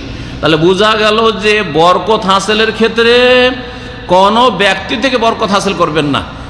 আমাদের দেশে এত শিরক বিদআত আছে যে আমাদের সাথে অনেকে মুসাফা করতে এসে কি করে, আরে মুসাফা করে সালামু আলাইকুম ওয়া রাহমাতুল্লাহি ওয়া বারাকাতুহু, ফুলটা বলেন ওয়াবারাকাতুহু বলবেন, খুব ভালো করেই বলেন, আর তারপরে হাতে হাতে মিলিয়ে মুসাফা করেন, হাত মিলাবেন তারপর ঝুঁকে, তার মানে আপনি বরকত হাসিল করছেন। ঝুঁকবেন কেন আপনি? আরে ভাই, আপনিও আল্লাহর গোলাম, আমিও আল্লাহর গোলাম, আমার সামনে কেন ঝুঁকবেন আপনি? আল্লাহর সামনে ঝুঁকবেন। তোর ঝুঁকা তো রুকু, তো শিরক করে ফেললেন আপনি। এই এক শিরক আসলে। তারপরে যদিও বড় শিরক আপনি হয়তো নিয়ত করেননি, কিন্তু এটা একটা শিরকের ধরন। হ্যাঁ, একটা হিন্দু ঝুঁকে প্রণাম করতে গিয়ে, হ্যাঁ, আর আপনি কেন ঝুঁকবেন? আপনি আমার সাথে মুসাফা করতে এসে অথবা কোনো আলেমের সাথে বা কোনো বড় বড় ব্যক্তির সাথে বা বাপ মায়ের সাথে মুসাফা করতে এসে ওইটা তো হলো, তারপরে আবার হাতটা বুকে ফেরাচ্ছেন কেন? তাবাররুক, যে হুজুরের সাথে একটু মুসাফা করলাম, এটা বড় মানুষের সাথে মুসাফা করলাম, তো একটু বুকে বরকতটা নিয়ে একটু, এই তাবাররুক হারাম, এই তাবাররুক শিরক, বুঝা গেছে? জি, গাছ থেকে তাবারুক নেওয়া, পাথর থেকে তাবারুক। আমার দেশের লোকেরা মদিনা থেকে পাথর নিয়ে যায়, মদিনা থেকে মাটি নিয়ে যায়, বলছে বরকতের মাটি নিয়ে এসছি, হ্যাঁ বরকতের পাথর নিয়ে এসছি, আংটি বরকতের আংটি। এইখানে এক শ্রেণীর ফুটপাতিয়ারা ব্যবসা করে, চারানার যারা ব্যবসা করে ওদের কিছু লোককে চিনতাম আমি, দেশি লোক, সেদের জন্য চিনতাম। বলছে যে শেখ চারানাও দাম লাগে না আমাদেরকে ওই পাথরটা কিনতে, আর পাথর হজের মৌসুমে বা জিয়ারার মৌসুমে বিক্রি করি 50 রিয়াল 60 রিয়াল, মক্কাতে মদিনায় বিক্রি করে। আর ইন্ডোনেশিয়ান লোকেরা বেশি কিনে, বাংলাদেশের লোক কিনে, মানে যারা আবেগী বেশি, ধর্মের ক্ষেত্রে আবেগী বেশি, কিন্তু মূর্খতা বেশি আছে। চারানার জিনিস কিচ্ছু বরকত নাই, তাতে কিছুই বরকত নাই, কোরআনেও দলিল নেই, রসুলের হাদিসও নেই, আর অভিজ্ঞতা বলে না। যদি সেটা কেমিক্যাল চেক করেন পাথরটাই, তাও কিছু বরকত নাই। তাহলে কোথা থেকে বরকত পেয়ে গেলেন? কোরআনও পেলেন না, রসুলের হাদিসও পেলেন না, কেমিক্যালও বলছে না। তারপরে বরকতের জন্য 50 রিয়াল দিয়ে একটা পাথর নিয়ে গেছেন, বা ওই পাথরের আংটি নিয়ে গেছেন, এটাতে এই হয় সেই হয়, এই হয় সেই হয়। এগুলো শিরিক, এগুলো হচ্ছে শিরিক। তৌহিদ পরিপন্থী বিষয় হচ্ছে আল্লাহ ছাড়া অন্যের জন্য জবাই করা, বড় শিরিক। আল্লাহর জন্য জবাই করবেন। যদি মেহমানকে খাওয়ার জন্য জবাই করেন, তারপরও বিসমিল্লাহ আল্লাহু আকবার বলে জবাই করবেন। আর এই জবাইয়ের মাধ্যমে কার সন্তুষ্টি থাকবে? আল্লাহর সন্তুষ্টি থাকবে। হ্যাঁ, আর আতিথ্য করব, মেহমান নওয়াজি করব, মেহমানদের অতিথিদের, সেটা আলাদা কথা। কিন্তু জবাই করতে হবে আল্লাহর নামে, সান্নিধ্য লাভ করতে হবে জবাইয়ের মাধ্যমে আল্লাহর। কিন্তু কেউ যদি আল্লাহ ছাড়া অন্যের নামে জবাই করে, পীরের নামে, অথবা আমার দেশের লোকেরা খাসি মোরগ ছাড়ে পীরের নামে, এটা বড় পীর সাহেবের নামে এটা মোরগ ছেড়ে রেখেছি, এটা বড় সাহেব খাজা বাবার নামে এটা খাসি ছেড়ে রেখেছি, এটা অমুক পীর শাহজালালের নামে বা আটরসি বাবার নামে এটা গরু ছেড়ে রেখেছি। যেমন হিন্দুরা ষাঁড় ছাড়ে তাদের দেবদেবীর নামে, বা পাঁঠা ছাড়ে তাদের মা কালীর নামে হিন্দুরা, তেমনি মুসলিমরাও এই কাজটা করে। এটা বড় শিরক। ছাড়লেন না, কিনে নিয়ে আসলেন, আর নিয়ে কি করলেন? আপনার বাড়িতেই অথবা মাজারে, আস্তানায় নিয়ে গিয়ে, মাজারে যেমন বড় বড় গরু গিয়ে আটরসিতে জবাই হয় আজকাল, তারপরে ওই আজমিরে জবাই হয়। এটা বড় শিরক। কারণ এই জবাই যদিও বিসমিল্লাহ আল্লাহু আকবার বলেন, কিন্তু উদ্দেশ্য হচ্ছে কেন আজমিরে নিয়ে গিয়ে জবাই করবেন? কেন আপনি আটরসিতে নিয়ে গিয়ে জবাই করবেন? আপনার গ্রামে গরিবের আছে, কেন জবাই করে খাওয়াবেন না? উদ্দেশ্য হচ্ছে ওখানে যদি জবাই করি তো বাবার একটা সুদৃষ্টি পড়বে আমার উপরে, আর বাবা আমাকে বালা মুসিবত থেকে রক্ষা করবে। আটরসি বাবা রক্ষা করবে, শাহজালাল বাবা রক্ষা করবে, খাজা বাবা রক্ষা করবে। এই জন্য না জবাই করা হচ্ছে। আলী রাদিয়াল্লাহু তাআলা আনহু থেকে বর্ণিত হাদিস সহিহ মুসলিমে রয়েছে, তিনি বলছেন যে হাদ্দাসানি রাসূলুল্লাহ বিআরবা'i কালিমাত, আমাকে রাসূলুল্লাহ 4টি কথা বলেছেন, 4টি কথা বলেছেন। তার একটি কথাই শুধু আজকে বলবো, কারণ কথা লম্বা হয়ে যাবে 4টির ব্যাখ্যা করলে, যেটার সম্পর্ক আমাদের আজকের বক্তব্যের সাথে। লানাল্লাহ, প্রথম কথাটি হচ্ছে এইটি, লানাল্লাহ মান যাবাহা লিগাইরিল্লাহ। আল্লাহ পাকের লানত রয়েছে, আল্লাহ পাকের অভিসম্পাত রয়েছে। আল্লাহ পাক রহমত থেকে বঞ্চিত করবেন, জান্নাত থেকে বঞ্চিত করবেন, তার নিয়ামত থেকে বঞ্চিত করবেন, তার দিদার সাক্ষাৎ থেকে বঞ্চিত করবেন। মান যাবাহা লিগাইরিল্লাহ, ওই সব লোকদেরকে যারা আল্লাহ ছাড়া অন্যের জন্য কি করে? জবাই করে। তাহলে বলুন, এই যে খাসি মোরগগুলো, এত বড় বড় গরু জবাই হয় আজমিরি, আর এত বড় বড় গরু জবাই হয় আটরসিদ আর অন্যান্য মাজারে, এগুলিতে আল্লাহর রহমত হয়? ব্যক্তির ওপর আল্লাহর রহমত হয় না, পরিবারের উপর আল্লাহর রহমত হয় না, যেই সমাজের লোকেরা করে সেই সমাজের উপর আল্লাহর রহমত হয় না, যেই দেশে এইসব বড় শিরক হয় সেই দেশে, আর ছোট শিরক হয়, পাপ হয়, সেই দেশেও আল্লাহর রহমত হয় না, সেই দেশের জনগণের উপর আল্লাহর রহমত হয় না। তাহলে দেশে গজব কেন নামবে না? দেশে কেন আল্লাহর গজব আসবে না বলেন? কয়েক ব্যক্তি নিয়ে পরিবার তৈরি হয়, কয়েকটি পরিবার নিয়ে সমাজ তৈরি হয়, কয়েকটি সমাজ নিয়ে একটা ডিস্ট্রিক্ট তৈরি হয়, কয়েকটা ডিস্ট্রিক্ট নিয়ে একটা দেশ তৈরি হয়। আল্লাহর গজব নেমে আসছে এই সব শিরক করার কারণে। লানাল্লাহু মান যাবাহা লিগাইরি, আল্লাহর রহমত থেকে বঞ্চিত করে দেবেন যেই ব্যক্তি আল্লাহ ছাড়া অন্যের জন্য জবাই করল। সূরা কাউসার মুখস্থ আছে? আছে? তাতে আছে ফাসাল্লি লিরাব্বিকা, মানে তোমার রবের জন্য কি করো? সালাত আদায় করো, নামাজ পড়ো। নামাজ কার জন্য পড়বেন? আল্লাহর জন্য, ঠিক না? লিরাব্বিকা ওয়ানহার, আর জবাই করো। ওয়ানহার মানে উট জবাই করাকে নাহার বলা হয়। উট জবাই করা কি বলা হয়? নাহার। আর অন্য পশু জবাই করাকে জাভা। জবাই মানে জবাই করা, নাহার মানে জবাই করা। ওয়ানহার, আর জবাই করো কার জন্য? যার জন্য নামাজ। ফাসাল্লি লিরাব্বিকা ওয়ানহার, লিরাব্বিকা ছিল আসলে, সংক্ষেপ করে দেওয়া হয়েছে। রবের জন্যই নামাজ, আর রবের জন্যই কি? জবাই। জবাই কার জন্য করতে হবে? আল্লাহর সান্নিধ্য লাভের জন্য, আল্লাহর নৈকট্য লাভের জন্য, আল্লাহর সন্তুষ্টি অর্জন করার জন্য, আল্লাহর কাছে জান্নাত পাওয়ার জন্য, আল্লাহর কাছে জাহান্নাম থেকে রক্ষা পাওয়ার জন্য, আল্লাহর কাছে বালা মুসিবত দূর কামনা করার জন্য, আল্লাহর কাছ থেকে বরকত চাওয়ার জন্য, কল্যাণ কামনার জন্য, কোনো বাবার কাছ থেকেও না আর কোনো মায়ের কাছ থেকেও নয়।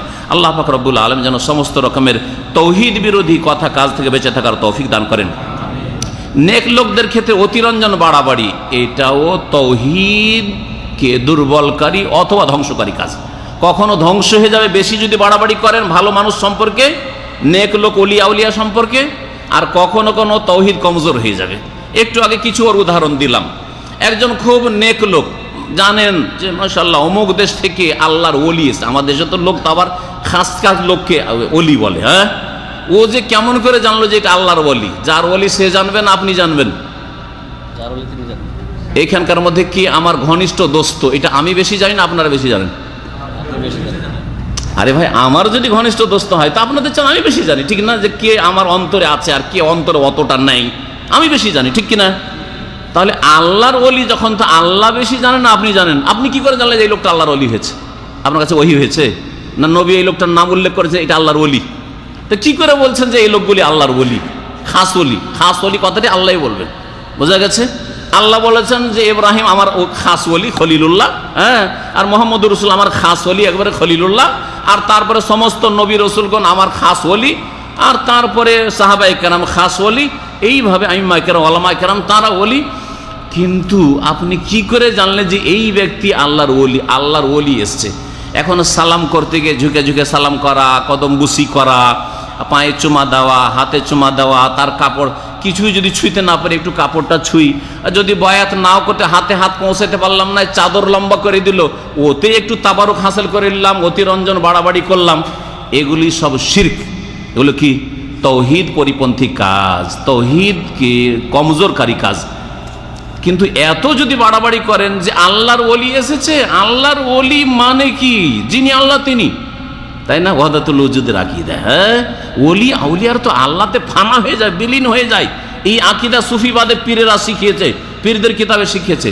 সুতরাং সোজা গিয়ে যাকে আল্লাহর ওলি মনে করছেন তার পায়ে সিজদায় পড়ে গেলেন, কি করলেন আপনি? তাওহীদকে পুরাপুরি ধ্বংস করে ফেললেন, পুরাপুরি ধ্বংস করে ফেললেন আপনি। এই জন্য নবী সম্পর্কেও শেষ নবী নিজেও বলছেন, আপনার নবী আমার নবী বলছেন, লা তুতরুনি, আমাকে বাড়াইও না বেশি, আমার সম্পর্কে অতিরঞ্জন করিও না। কামা আতরাতিন নাসারা ঈসা ইবনে মারইয়াম, যেমন খ্রিস্টানরা মারইয়াম পুত্র ঈসার সম্পর্কে অতিরঞ্জন বাড়াবাড়ি করে পথভ্রষ্ট জাহান্নামে গেছে। ফাইন্নামা আনা আবদুন, আমি হচ্ছে আল্লাহর দাস গোলাম। ফাকুলু, তোমরা বলো মুহাম্মদকে আব্দুল্লাহ ওয়া রাসূলুহু, ফাকুলু আব্দুল্লাহ ওয়া রাসূলুহু। মুহাম্মদ সাল্লাল্লাহু আলাইহি ওয়াসাল্লাম কে বলবেন? ওয়া আশহাদু আন্না মুহাম্মাদান আবদুহু ওয়া রাসূলুহু। এই কথা বলবেন না যে তিনি নূরের পয়দা, তার ছায়া ছিল না, তিনি আলেমুল গায়েব, তিনি হাজির নাজির, তিনি মুখতারিকুল, তিনি সব কিছুর মালিক, তিনি দোজাহানের বাদশাহ, দোজাহানের মালিক। এগুলো কথা আছে না নেই আমাদের দেশে? রসুল দোজাহানের বাদশাহ না আল্লাহ দোজাহানের বাদশাহ? তো কি করে বলছেন? বুঝে সুঝে বলছেন? জ্ঞান বুদ্ধি কিছু আছে, ইসলামে কিছু জ্ঞান আছে, তাই বাড়িয়ে দিলে হইলো, বাড়িয়ে দিলে যে গর্তে পড়ে গেলেন আপনি জাহান্নামের, বুঝলেন না কিছু। জি হ্যাঁ, ফাকুলু আব্দুল্লাহ ওয়া রাসূল, বাড়াবাড়ি করিও না। আল্লাহ কোরআনে বলছেন যে লা তাগলু ফি দীনিকুম, ধর্মের ক্ষেত্রে বাড়াবাড়ি করিও না। ধর্মের ক্ষেত্রে বাড়াবাড়ি, বাড়াবাড়ি এত বড় কড়া নিষেধ যে 3 বার করে উযুর অঙ্গ ধুইতে পারেন, 4 বার ধুলে গুনাহ হবে, ঠিক কিনা? না ভুল বলছি? 5 বার ধুইলে আরো বাড়লো গুনাহ। 6 বার 7 বার যদি ধন, যে সবাই 3 বার করে ধয়, আমি কয়বার ধোবো? 7 বার করে আমি উযুর অঙ্গ ধোবো, নেকি হবে না গুনাহ হবে? 1 বার ধুইলেও উযু হবে, 2 বার ধুইলেও উযু হবে, 3 বার ধুলে আরো ভালো উযু হবে, কিন্তু 4 বার ধুলে গুনাহ হবে, বিদআত হবে। নবী করিম সাল্লাল্লাহু আলাইহি ওয়াসাল্লাম বলছেন, আবু দাউদ হাদিস হয়েছে, ফামান যাদা, কেউ যদি বেশি করে 3 বারের বেশি, ফাকাদ তাআদ্দা ওয়া আসা ওয়া জালামা, সে সীমা লঙ্ঘন করলো, খারাপ কাজ করলো, জুলুম করলো। অথচ আপনি উযুর অঙ্গগুলি আরো ফেরেশ করে ধুতে চাইছেন। তাহলে ইসলামে বাড়াবাড়ি কত বড় অন্যায়। যদি আমলের ক্ষেত্রে বাড়াবাড়ি করলে জুলুম হয়, সীমা লঙ্ঘন হয়, তাহলে আকীদার ক্ষেত্রে, ইবাদতের ক্ষেত্রে, তাওহীদের ক্ষেত্রে যদি অতিরঞ্জন বাড়াবাড়ি করেন, তাহলে কত বড় জুলুম করে ফেললেন আপনি, চিন্তা করেছেন কোনোদিন? সুতরাং বড়দের সম্পর্কে কখনো আপনি বাড়াবাড়ি করবেন না। আমার দেশে যে বাপ মায়ের কদমবুসি করতে হবে, নতুন বৌমাকে এসে শ্বশুর শাশুড়ির পায়ে চুমা দিতে হবে, পায়ের ধুলা নিতে হবে অথবা কদমবুসি করতে হবে, এই কথাগুলি রয়েছে, এগুলো হিন্দু প্রথা, এগুলো শিরকি প্রথা, এগুলো হচ্ছে অতিরঞ্জন বাড়াবাড়ি। হ্যাঁ, শাশুড়িকে সালাম দেবে, শ্বশুরকে সালাম দেবে, মোসাফা করবে, শ্বশুরের সাথেও মোসাফা করা যায়, কারণ কবুল হয়ে গেছে, তখন শ্বশুর চিরকালের জন্য তার উপরে হারাম হয়ে গেছে।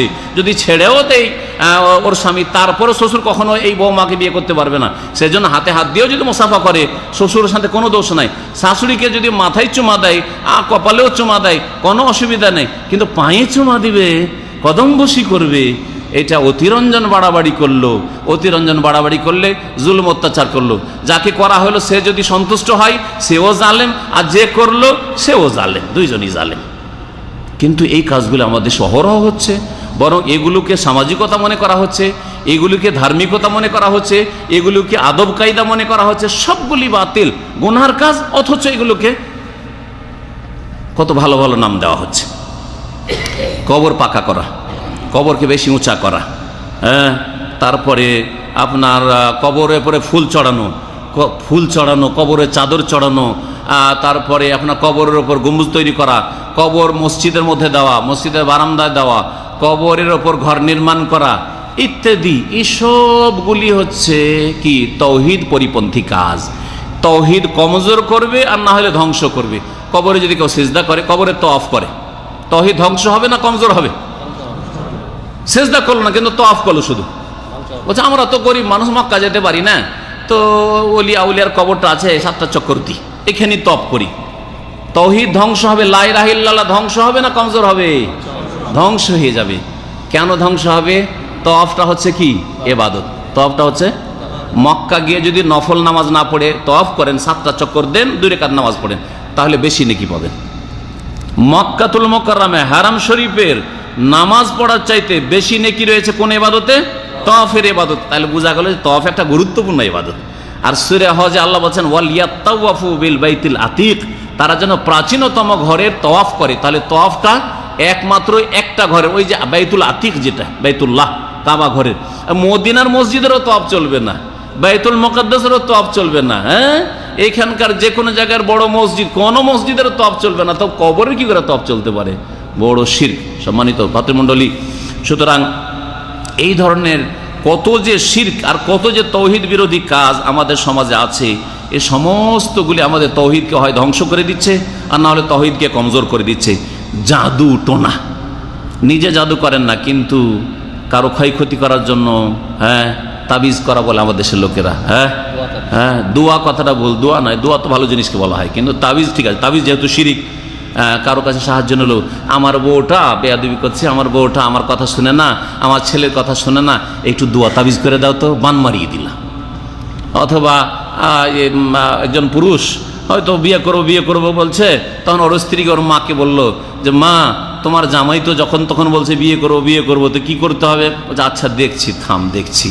তারপরে কারো কোনো কবিরাজের কাছে গিয়ে দিল তাবিজ, মানে বান মারিয়া, এমন কিছু গাছ খাইয়ে দিল, না হলে কোনো মন্ত্রতন্ত্র করে দিল, এমন করে দিল যে তার একবারে মতি মেরে দাও। আমাদের দেশের ভাষা মতি, মতিটা তো শুদ্ধ ভাষা, মতি মানে বুদ্ধি, বাংলায় মতি মানে, হ্যাঁ, হেন শুভ মতি। আমরা পড়েছিলাম একটা কবিতা পড়ে, দাও তবে প্রভু হেন শুভ মতি, মতি মানে বুদ্ধি। তো মতি মেরে দেয়, মানে তাকে এমন পাগল করে দেয়। এখানে একজন গোপালগঞ্জের ভাই ছিল, অনেকবার আমি বলেছি, তার আপন ভাই এখনো আছে। তো সে পাগলের মতো ঘুরে বেড়াইতো, উদ্ভ্রান্ত হয়ে রাস্তায় দামামের ঘুরে বেড়াইতো। কেন? ও স্ত্রী আসলে প্রেম করে বিয়ে করেছে। প্রেম করে বিয়ে করাগুলি তো টিকে না, আবার বেশিরভাগই টিকে না, কারণ আগেই মজা মেরে নিয়েছে। তার মজা থাকলোটা কি? মজা তার বিয়ের পরে বাসর রাতে পাওয়া যায় না কিছু। আরে কিছুই স্বাদ পেলাম না। আগে যদি চুষে ফেলে তো ছোভা না, তো ছোভা তো তার ভালো লাগবে না। এই হচ্ছে প্রেমের বিয়ে। আসলে লাভ ম্যারেজ, কোর্ট ম্যারেজগুলো এই জন্যই বরকত পায় না, বরকত হয় না, কারণ আগেই ও খেজুর চুষার মতো আগেই চুষে ফেলেছে, তো লাভ দেখি আর ওকে রেখে। তো যখন সন্দেহ হলো যে কি জানি আমার মেয়েকে ছেড়ে দিতে পারে, ওর শাশুড়িতে ওকে দিল ওই তাবিজ করে, মানে বান মারিয়ে, এমন গাছ টাছ বা কি যে করেছে, আল্লাহু আকবার। তারপরে পাগলের মতো ঘুরে বেড়াইতো। ভালো এক চাকরি ছিল, ছেড়ে দিয়ে দেশে চলে যেতে হয়েছে। দেশে গেলে স্ত্রীর কাছে থাকলে ঠিক থাকে, আবার এখানে আসলে পাগলের মতো ঘুরে বেড়ায়। তাহলে এগুলো হচ্ছে শিরক, এগুলো হচ্ছে শিরক। আর অহরহ আমাদের দেশে হচ্ছে, কারোর সাথে কোনো দ্বন্দ্ব হইল, শাশুড়ি বউকে, বউ শাশুড়িকে, ইত্যাদি জামাইকে, আপন প্রিয়জনকে এরকম করে তাবিজ করছে, জান থেকেও মেরে দিচ্ছে।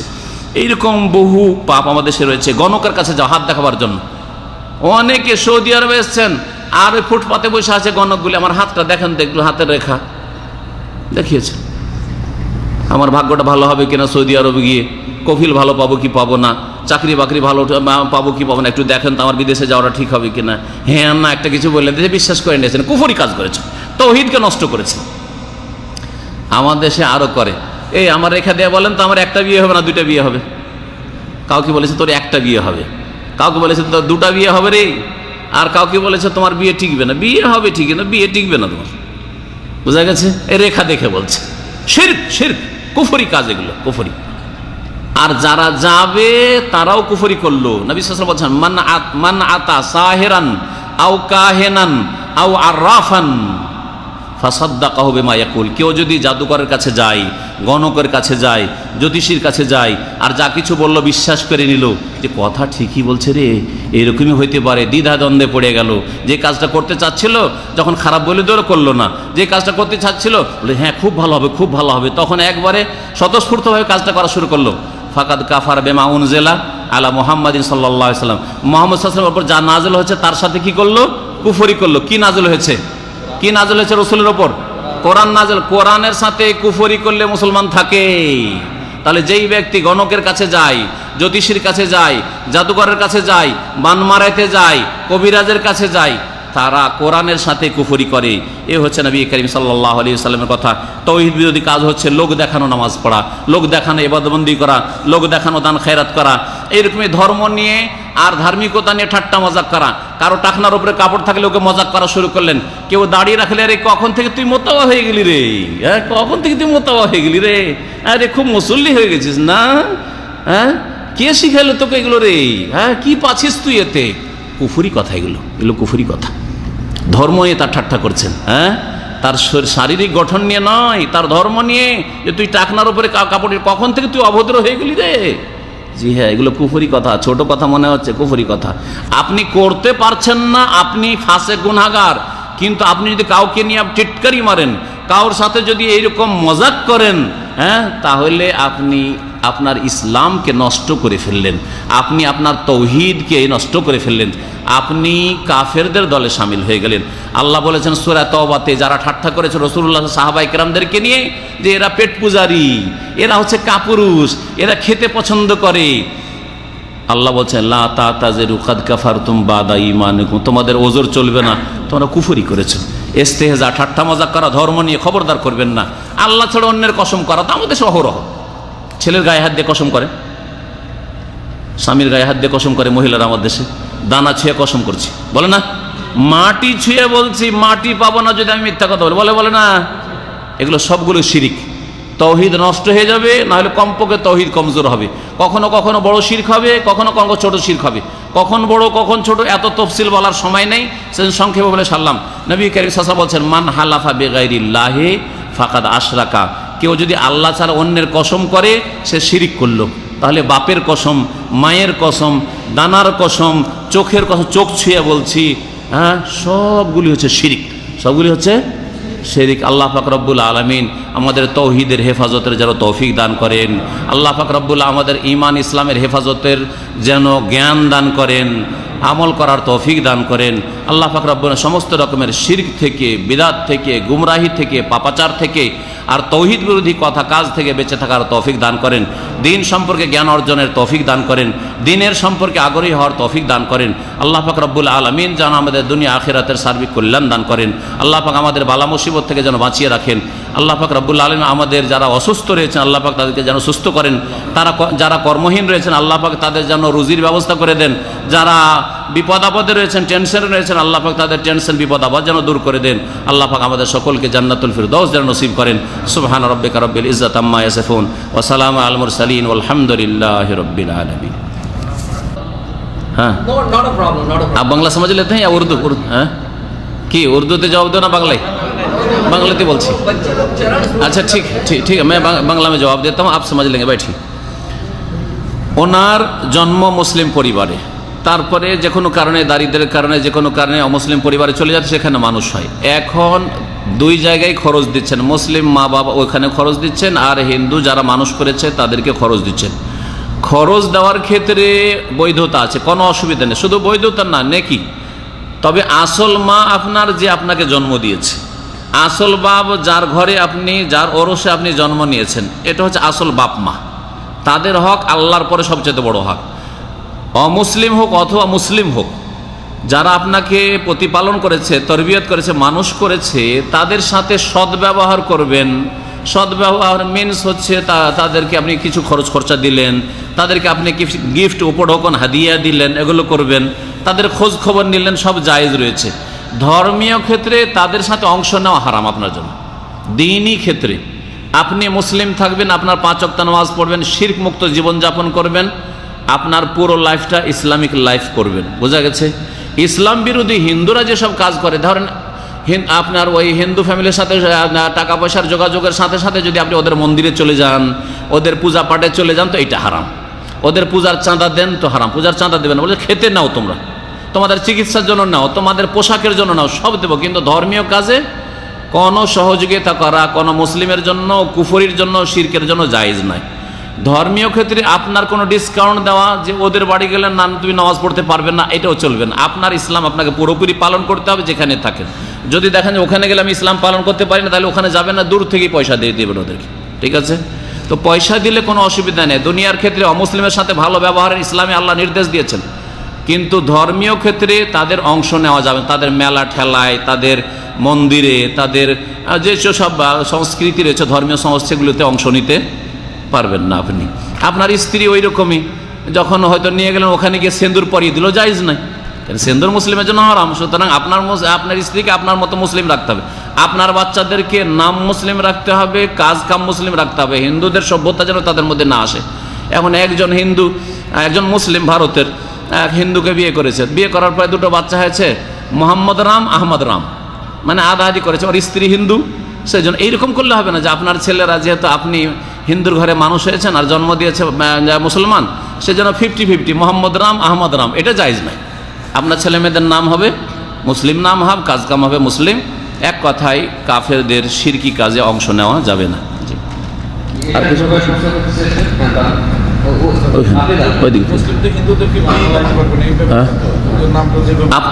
আপনি, হ্যাঁ, তো হারাম কাজগুলো তো করেছি। आपकी बीवी तो मुस्लिम है ना? अल्हम्दुलिल्लाह, अल्हम्दुलिल्लाह। आप नमाज पढ़ रहे हैं, अल्हम्दुलिल्लाह। दाढ़ी है, इसका मतलब नमाज भी पढ़ रहे हैं, रोज़ा भी रख रहे हैं, सब ठीक है। बस उनके शिर्क से बचिए, उनके दुर्गा में ना जाइए, उनकी जो पूजे में ना जाइए, उनके मेले में ना जाइए। बस মুক্তি পাওয়ার কি উপায়? ওনার 2টা সওয়াল, 2টা প্রশ্ন আছে। একটা প্রশ্ন হচ্ছে যে আমি না জেনে তাওহীদ বুঝতাম না, শিরক বুঝতাম না, মাজারে মান্নত করেছি। হারাম মান্নত করলে শরীয়তের বিধান, নবী সাল্লাল্লাহু আলাইহি ওয়াসাল্লাম বলেছেন, ওমান নাজারা ইয়াসি আল্লাহ ফালা ইয়াসি, কেউ যদি আল্লাহর নাফরমানি, গুনহার কাজের মান্নত করে থাকে, তাহলে সেই মান্নত পুরা করবে না। তাহলে আপনার এই মান্নত পুরা করা হারাম। মাজারের জন্য ওই মান্নত করেছেন, এটা হারাম। এই ক্ষেত্রে একদল ওলামারা বলছেন যে আপনি কসমের কাফারা দিয়ে দেবেন, কসমের 10 মিসকিনকে খাবার খাওয়াই দেবেন, 10 মিসকিনকে খাবার খাওয়াই দেবেন, কিন্তু মান্নত আপনি পুরা করতে পারবেন না, যে কোনো হারাম মান্নত। আর সবচেয়ে বড় হারাম কাজ হচ্ছে শিরকি কাজ, সুতরাং এই মান্নত পুরা করা যাবে না। দ্বিতীয় মাসলা, একটা লোক সুদ খেয়েছে, কিন্তু এখন হুঁশ হয়েছে যে সুদ খেয়ে হারাম কাজ করেছি, বড় অপরাধ করেছি, এখন আমার করণীয় কি? করণীয় হচ্ছে যে যার কাছ থেকে সুদ খেয়েছেন তাকে ওই সুদের টাকাটি, যেটি অতিরিক্ত খেয়েছেন, ফিরিয়ে দিয়ে চলে আসবেন। আপনার যেটা আসল পুঁজি, যত টাকা দিয়েছিলেন, ওটা আপনার হক, আর বাকি অতিরিক্তটা আপনার হক নয় কখনো। সুতরাং ওর বাড়িতে দূরে থাকলেও যদি চেনেন, খোঁজ খবর থাকে, ফিরিয়ে দিয়ে চলে আসবেন। জি হ্যাঁ, আর তারপরে তওবা করবেন যে আল্লাহ আর সুদ খাবো না। ব্যাংকের ইন্টারেস্ট যদি হয় যে কোনো ব্যক্তি না, কোনো প্রতিষ্ঠান, ব্যাংকে ছাড়লে তো ব্যাংকের ওই আমলারা খেয়ে ফেলবে। হ্যাঁ, তো ওদেরকে তো বাতিলদেরকে সহযোগিতা করলে হবে না। ওই টাকাটা গরিব মিসকিনদেরকে দান করে দিবেন মুক্ত হওয়ার জন্য। সুদের টাকাগুলি ব্যাংকের, গরিব মিসকিনকে দান করবেন কিসের জন্য? নেকির জন্য না, কারণ হারাম পয়সা দিয়ে নেকি হয় না। চুরি করা পয়সা, সুদের পয়সা, ঘুষের পয়সাতে কোনো নেকি হবে না। তাহলে কি করতে হবে? মুক্ত হওয়ার জন্য, জান বাঁচাবার জন্য, আল্লাহ আমাকে রক্ষা করো, আমি দান করে দিলাম, মুক্ত হওয়ার জন্য। এই জন্য বললাম। বিশ্বাস, জি জি, মানে ওই মাজার কিছু দিতে পারে এরকম বিশ্বাস আছে। হ্যাঁ, ঠিক আছে ঠিক আছে ঠিক আছে। আচ্ছা, তাবিজ যারা করে তারা শিরক করে, হয় বড় শিরক না ছোট শিরক। যদি বলে তাবিজই আমার রক্ষা করবে তাহলে বড় শিরক, আর যদি মানে আল্লাহ রক্ষা করবে তো তাবিজটা মাধ্যম ওসিলা তাহলে ছোট শিরক।